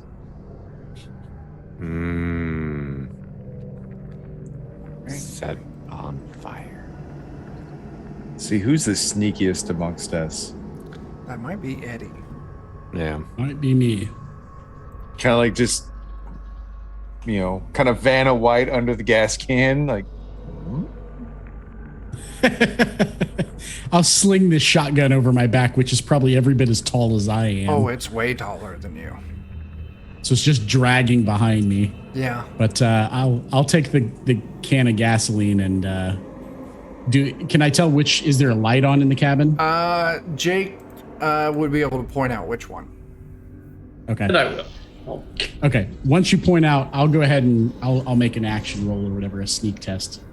See if I can sneak up to the cabin. Okay. Are you wanting to sneak in or just up to it? No, just up to it, like below it. Sure. Give me that action test then. and then That is a pass, actually. Okay. You move up to the cabin. So you can hear an odd, rapid, repetitive sound. Sounds like someone's like shaking a bed sheet quickly. Excellent. Okay, so here's what I'm going to do.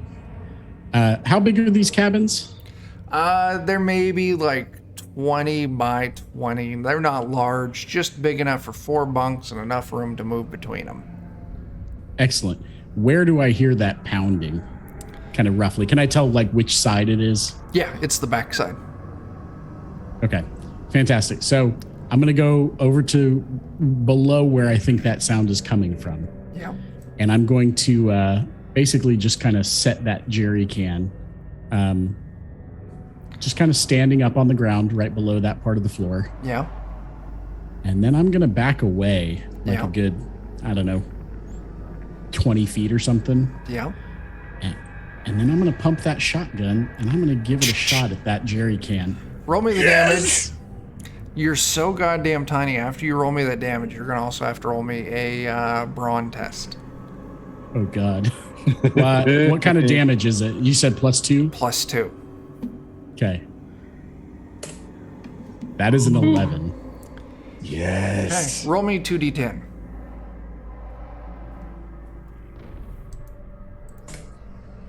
Oh, you got to be kidding me. A 4. Okay. So that is going to be the kid's still alive. As the cabin explodes. Hang on. Foundry's acting real weird for me. There we go. All of a sudden, this kid goes flying out the other way. He is now just red, and there's blisters forming as he's just got these, second and third degree burns. He's just completely nude from the waist down. Everyone knows what he was doing.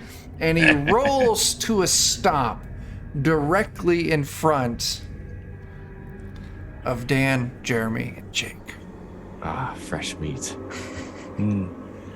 I'll just actually put a foot down on him and hold him down and let my friend get a bite. Jake, Dan, give me a D10 -4. Okay. Oh my gosh. You just pull off crisp skin, but don't actually get any meat. Dan, give me a guts test. Oh no. I actually failed that too. You have your first failed guts test as you lean down and accidentally just, I don't want to say the words that I'm going to say, so you all know what happens. Yep. You got yourself a Frankfurter. No, no. Jake, what do you want to do? Got some special sauce. No. That's a campfire wiener. This kid's name is Jack, huh? Yeah. Oh boy. Oh no. Oh, how fortuitous. Oh. You know, no, I'm not even gonna make a joke. I'm just gonna make him. I'm gonna force a hallucination on him. Have him make a guts test. Absolutely. His fear is being caught doing what he was doing in public. He passes it though. That's his sort of thing, too.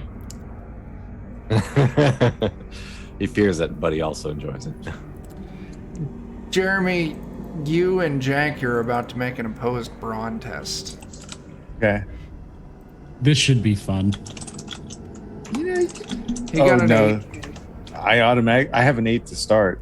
Oh yeah, he tries to struggle to get out from under your foot, as you know, Dan is. Yes, and Dan's biting on his thigh very hard. We'll put it like that. Mr. Crispy Grits is in a very bad situation. Okay, his turn's over. What do all you want to do? Please get me out of this awkward situation. I hate, inappropriate sexual situations, so I'm just going to shove the chainsaw right down into that inappropriate behavior. Give me your damage. Oh.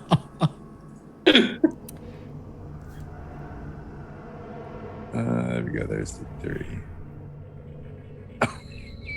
There you go. I'll tell you, he's still awake.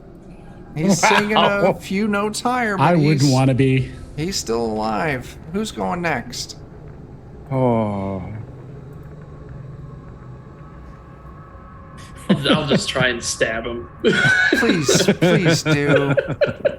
It's mercy at this point. I don't want to do anything. Poor dude just wanted to crank one out and He got exploded. A crazy Then he got cannibal jacked bit up. him on the thigh. Jake, you fucking kill him. Thank God. Glad to help, guys.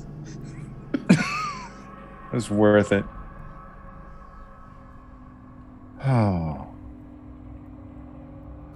As you're all standing there,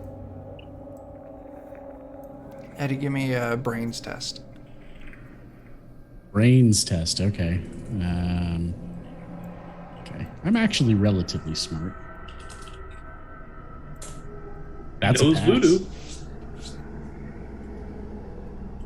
You look over, and running down the road towards the explosion and the fire, you see 3 teens running towards you. They must have been swimming, and the explosion and the fire got them, and they're coming to check out and see what happened. Oh, fantastic. I'm going to kind of yell over to the guys, we got incoming!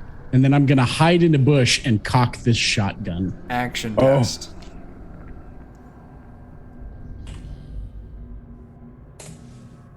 Ooh, I fail. You want to burn any luck?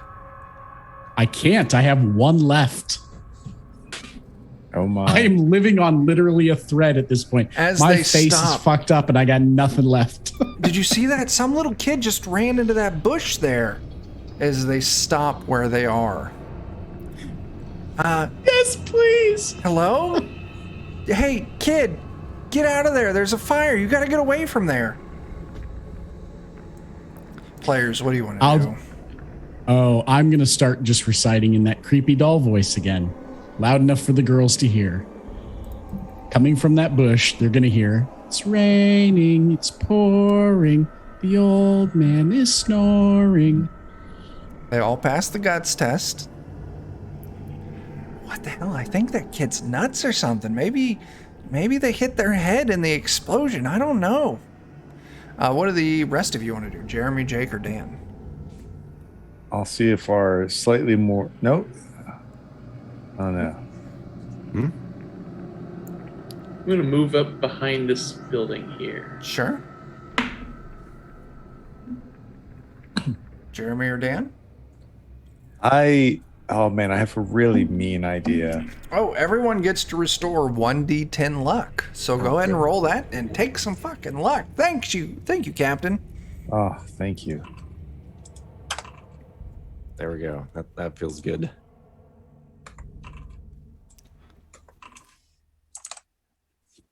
All right.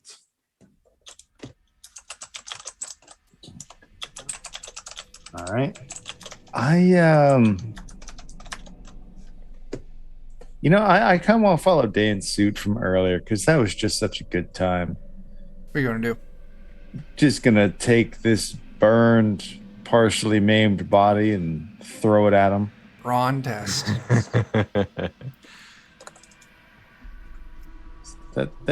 I respect that. Oh my God. That one. It must go sin first is what I'll call that horribly defamed area. I'll throw his sin at them. Give me a D4 or a D10 minus 5, Jeremy. Okay. D10 minus 5. Okay. You don't hurt any of them, but you do force all three of them to make a guts test. Of which Dennis up front fails.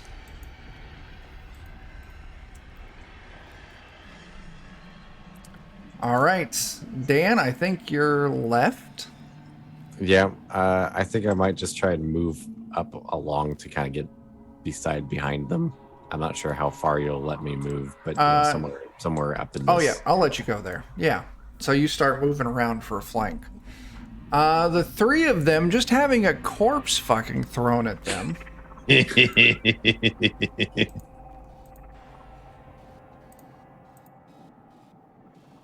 Oh yeah, that's normal. What? That's normal after explosions, isn't it? They turn around and they start running. Damn it! I'll mark whoever's closest. You mark Dennis. Oh, that's the wrong thing. There you go. Dennis is marked. You'll always know where Dennis is. Okay, players, it is your turn again. Right off the bat, you guys just hear from the bushes, "Shit, that's the wrong way!" Are you doing anything, or are you just calling that out? I'll go ahead and start trying to kind of stealth my way up the bushes. Another action test.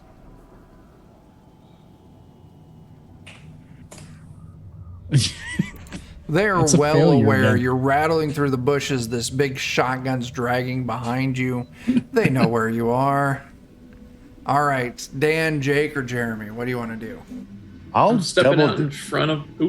Oh, no, you go first. I'm sorry. All right. I'm stepping out in front of Eddie, and I'm going to target Roseanne with my special ability and try to make her see her worst nightmare in front of her. Absolutely. What is this nightmare, Jake? Let's see. Oh, she's going to fell the roasted corpse of a kid running at him bottomless. It'll be a very... let's see. Getting canceled from her own sitcom? Yeah. I'm going to be a big star, but then they're going to fire me and they're going to keep the show going without me. Her Ambien addiction gets the better of her and she becomes a racist in public. It does. All right. Jeremy, Dan, you move. So Jeremy, you're up. Well, I'll just kind of start I'll just, at this point, since they can see us, I'll just walk towards them on the road. So I'm very visible, but just kind of do the thing where the chainsaw is visibly up in the air, just like. First time seeing you, they're going to make another guts test. Ooh. Ooh, Dennis fails again. Dennis has 2 failed guts tests. Nice. And then, yeah. Okay. So they're gonna. Dennis is a candy ass. Yeah, they're gonna cut I didn't through. actually do anything that turn. Just I yet. thought you hide. Then go and take your turn then. I want to try and maybe search around, like maybe one of the cabins or something, and Sure, see if I 4D10. can find something to replace my weapon with. 4d10. You get an 18. Let me take a look. Nope, that's the wrong document. You find a 6-pack of beer. Okay. It's Add her up. Coors. Is it cold as the Rockies? Cold as the Rockies. Okay, so yeah, they cut through and start heading back towards the beach. The 4 of you, it's your turn again. What do you want to do?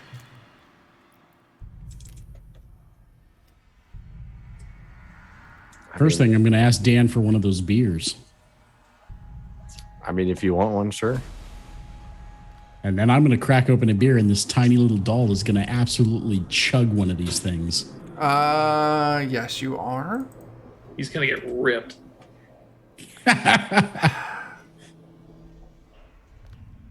Guts test. Mm. So Eddie, give me a guts test. That's a fail. You, my friend, are now intoxicated. So that just counts as a failed guts test, no other repercussions. So, Dan, Jake, or Jeremy? I kind of, seeing that they're going back to the water, Yeah? I'll actually hand the chainsaw to Dan, and I want to go get in the water. Okay, yeah. Yes. I'll tell you this, you cut right through the trees and make it to the water. Good, because I don't really need to breathe, so I just kind of want to Yeah. get under the water. Yeah, you do. Dan, you have a chainsaw, or Jake? I may just kind of keep up the act. Okay, so I'll say So- you make it out to the road, still brandishing a chainsaw. Jake, I will come out from around the bushes and I will target. Let's see. you want to target Dennis. Yeah, I'm gonna target Dennis. I'm gonna make him make a guts test. Dennis dies of a fucking heart attack. Yes! Oh no, I'm sorry. That's his 3rd fail. All of his stats are reduced by 1. Oh, My okay. bad. He doesn't Next- oh, die. Next time. I got ahead of myself. That's my fault. We're just excited for Dennis to die. Yeah. All If I right. can get my hands on him, he will die.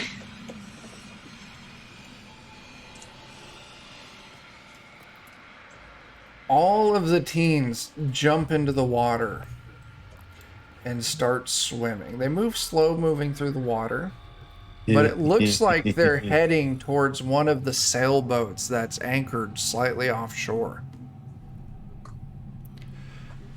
Monsters, it's your turn. I want to keep moving to where I can get myself underneath that boat. Okay, so we'll say they're going for the red boat, so you make it about halfway there. Okay.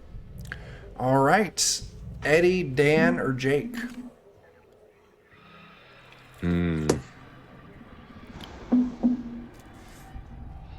might need a second to think of what I can do with this chainsaw. Okay. I'm gonna go up to the beach here, and I'm gonna target Dennis again to make him see a nightmare in the water below his feet. Sure. Explain to me what he sees.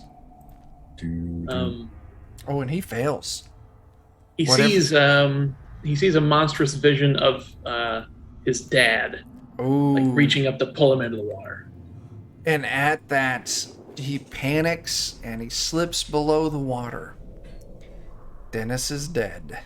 2 teens remain. You can see the skies starting to change colors above. Dawn's coming. Who hasn't gone yet? Dan, Eddie? I haven't gone yet, and I don't know what to do with this chainsaw. I mean, I'm half tempted to take this suggestion in chat and throw it at someone in the water. I mean, Fucking yeah. brawn Do it. test. Absolutely. You're strong enough. Yeah. Give me a brawn test. You run up to the shore. Like a shot put. Yeah. All right.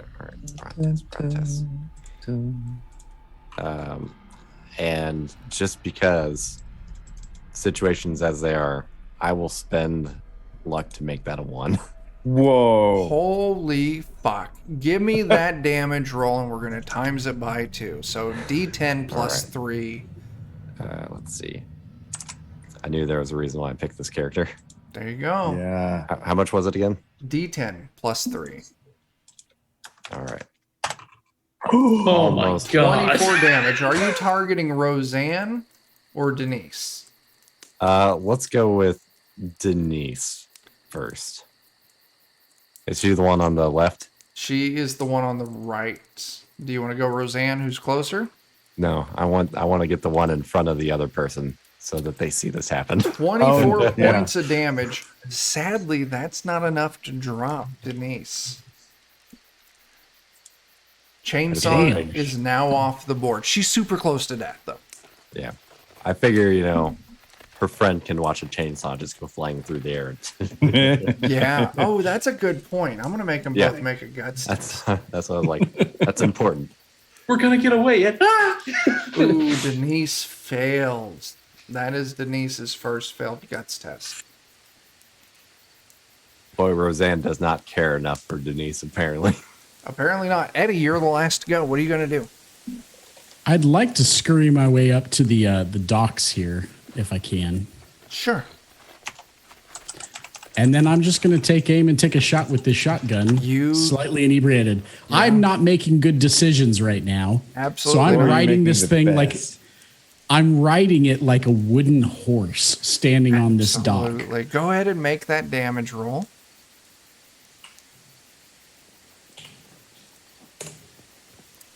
That is a 7. It's going to put 7 damage on both of them. I need you to make me an action test.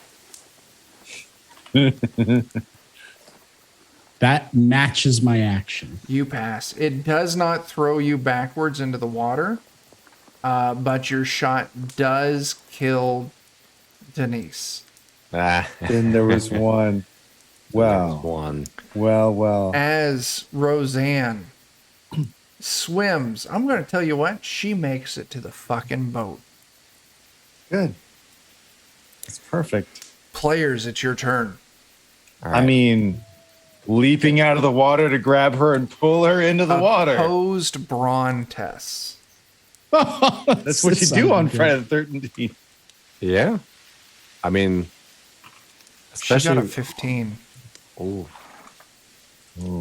This could be tough. No. Max roll. Max Hey there, roll. Epiphany 4. Thanks Oh for my that follow. goodness. You leap up. You grab her and you drag her under the water. The rest of you going to do anything?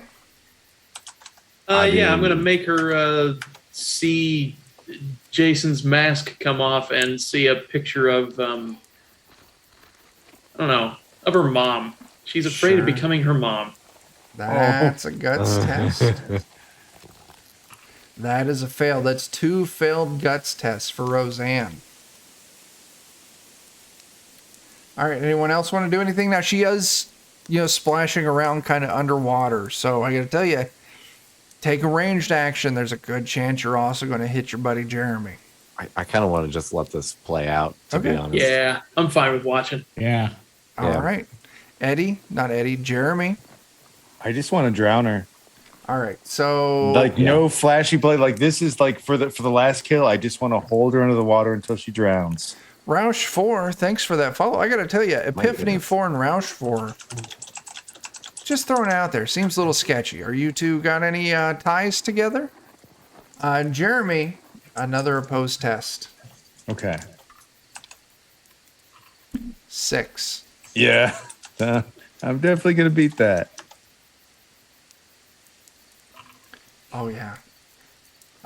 Jeremy, roll me a D10, please. Okay. Just a flat D10.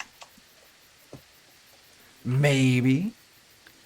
8 points of damage from drowning. She's still alive. All right. Anyone else want to do anything? Well, that was your turn. You drowned her. She's going to try and break free again. So we're going to do another opposed test. Okay. She got a 9. I'm going to win that. Hold up. You basically almost can't lose it. 10. Okay. No. She Ooh, stays you That's underwater. as bad as I can do. Oh, wow. Almost. Okay. All right. Back to the players' turns. Jeremy? Is it potentially time to start another handout while we're winding down here? yeah. Yes, that's a great idea. It's 12:45, so we're going to call it to 12:51. We have one last PDF copy to give out of Rocket to Russia. This is a fantastic little adventure, and it also includes the 3-2-1 action rule set. And that's what we're using tonight. So if you want to do what we're doing, you need this book, and we're giving away a free PDF. So what do we want to ask the chat? Good question. Maybe just what the scariest death was in any movie they've ever seen. That's a good one. I'll go Yeah. with that. All right, chat, you've got until 12:51. Please tell us, well, 12:51 for us. I don't know what fucking time zone you're in, but you 5 got minutes. 5 minutes. 5-ish minutes, yeah. What was the scariest death you've ever seen in a horror movie? Person with the best answer gets a free PDF. So, There it is. there it is. I'm Who's going to doing- use the special ability to force yet another hallucination on Okie Roseanne. dokie. Her mom's going to hold up a bottle of Ambien and say, "Open wide and take your medicine, sweetheart." My mom didn't take Ambien. She took Xanax. She says with a lung full of water. I love Bone Tomahawk. It had its Oh, fucking God. problems, but Bone Tomahawk was a very entertaining, very brutal fucking movie. Yeah. Yeah. We got a solid entry already here. Yeah. Yeah. Okay. Jeremy, I think we need to do one last opposed roll. Okay.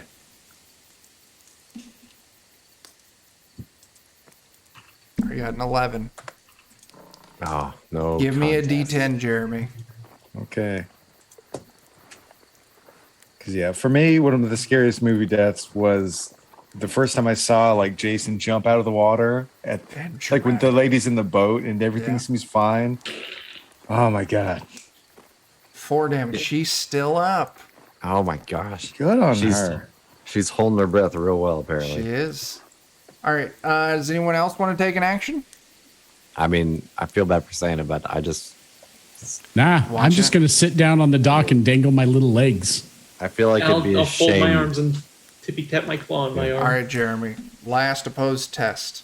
Okay. If you win this, she dies. Okay. 10. Done. 13. Perfect roll. Oh, yeah. As 13 on Perfect. Friday the roll. 13th. That is a great final roll to end with as you drag her down to the depths. The life goes out of her. The first rays of the sun break the horizon. You've accomplished your goal. You have purged Camp Quarts Pond of all teenage life. Just in time for the backup to show up and say, "What happened here?" By the They'll have time a the lovely police sight. come roaring in, you're all gone. Just a massacre, a bloodbath remains. Yeah, Captain, you did buy it. How all would you escape this? Ooh. Just that's a in good general, question. you don't know the cops are coming. I think in keeping with Freddy Krueger, he would try to lock himself into a very flammable building. Maybe if, yeah. The kitchen might still be on fire. Dan? I mean, I figure my character's just going to wander off. Jeremy? I mean, if the mission is accomplished, I just stay down at the bottom of the water with the final victim. Okay. Nice. And Eddie? I would probably wander back into camp and find one of the cabins that we didn't destroy. Mm-hmm. Maybe, actually, no, I'd probably find one of the cabins that had the dead bodies in it. Maybe one of the girls' cabin. And I would just sort of go play dead in there and wait for somebody to pick me up and take them home. Yeah. So I'll tell you what. Dan wanders off into the woods. Jake goes into the fiery cabin and disappears into the flames. Jeremy stays underwater. Eddie stays waiting for someone to collect him. As the police pull into the camp, do they find Dan wandering off into the woods? They might. Dan, I need you to give me an action test. All right.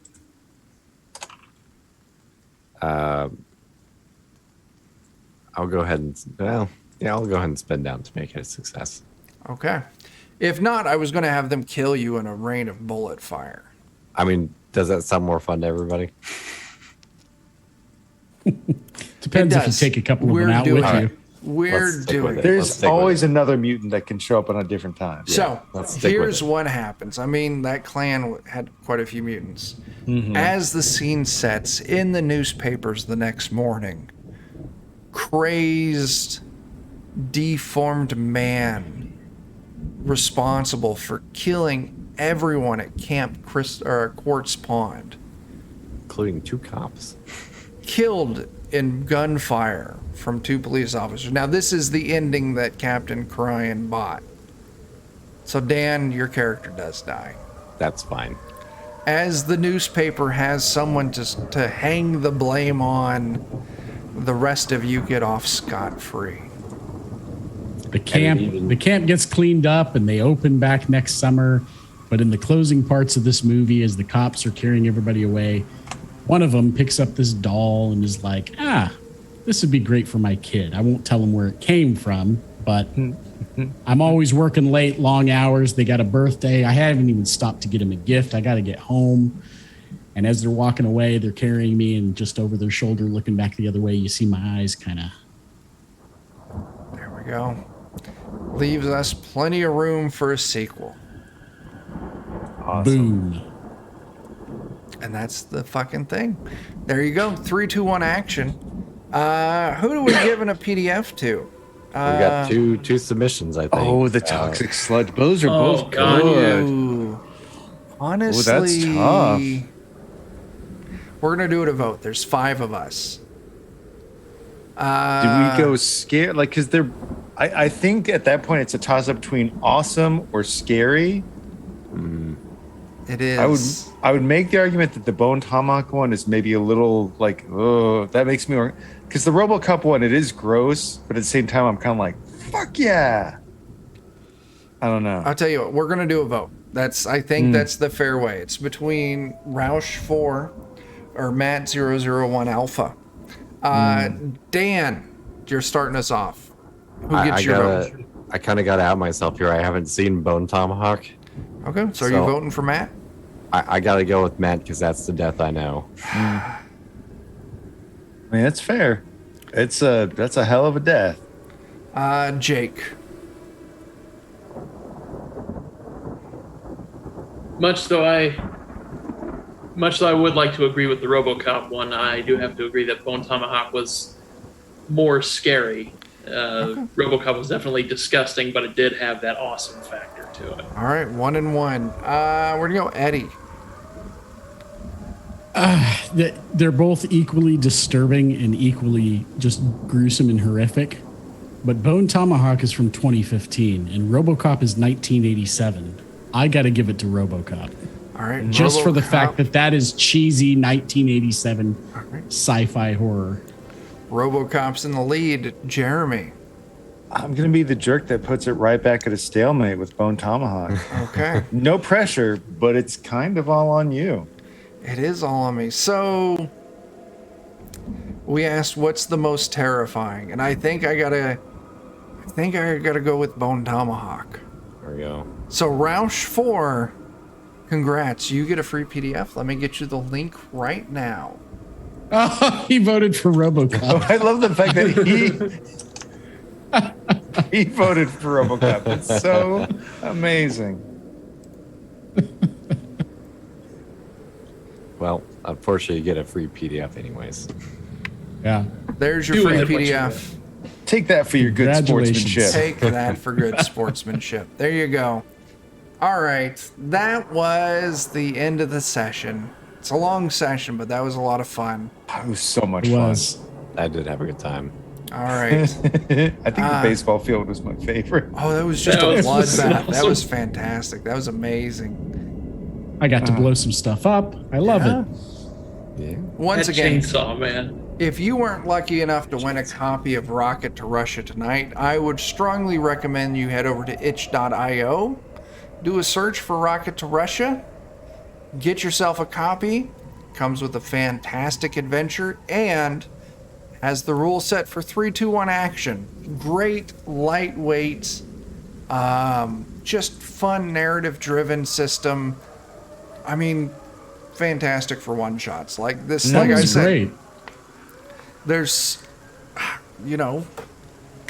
I decided to sit down the other day and I'm like, we're doing this, and I slapped together. It's so easy to manipulate and make you do what you want to do. I really Yeah. recommend this system, so check it out. Well, lightweight system like this, especially if you got a couple of friends who, I don't know, just love spinning yarns and stories, and it's perfect for that because that's exactly what it's made for. We get to just 100%. geek out and be storytellers for a while and not worry so much about the burden of the system. Yeah. The mechanics didn't get in the way of this. Not at all. Yeah, so that's the game. I would like to plug Black Blizzard. This is normally Jeremy's plug, but I'm cutting ahead. Thank You're you. gonna have to plug something else this time. Just a plug you. couple days left on that. Go back it. Indie comic. Jeremy, if you want to tell us a little more about it. Yeah, basically kind of modern day, but with an occult twist. Good times. Good times. Go check it Kind of out. like a noir detective sort of thing. Nice. So yeah, go support an independent comic author and go back Black Blizzard. I am. You should too. Here on Defenders of Kobold, technically for us, it is Saturday. But come back 1 p.m. on Saturday. That's 1 p.m. Central. We're going to be playing some Forbidden Lands. It's going to be a lot of fun. We got a journey ahead of us, and we're heading to a town to try and get a ruby back from them. You can go Sunday night. Go check out Steam Steel Murder on Twitch. Let me put a link there for it. That's Bert's channel. I'll be over there. We're playing some Shadowrun. Monday night, go check out the Lollygaggers. Twitch.tv/the Lollygaggers. Jeff's going to be running some Ultraviolet Grassland, so you can catch myself and Dan and Jeremy over there. It's just totally fucking wildly gonzo. I am playing a disembodied ghost that lives in a potted plant. Dan, who are you playing? I'm like the dried up spacesuit guy who was a spy, and I'm hunting like a space criminal. There we go. And Jeremy, who are you playing? I'm an elastic-bodied cat lord that is also a big game hunter. So yeah, it's wild. It's fantastic. This is going to be like the first real session of the adventure. So great time to drop on or hop on. This coming week, past Monday, you can swing in Wednesday night, 9 p.m. Central here on Defenders.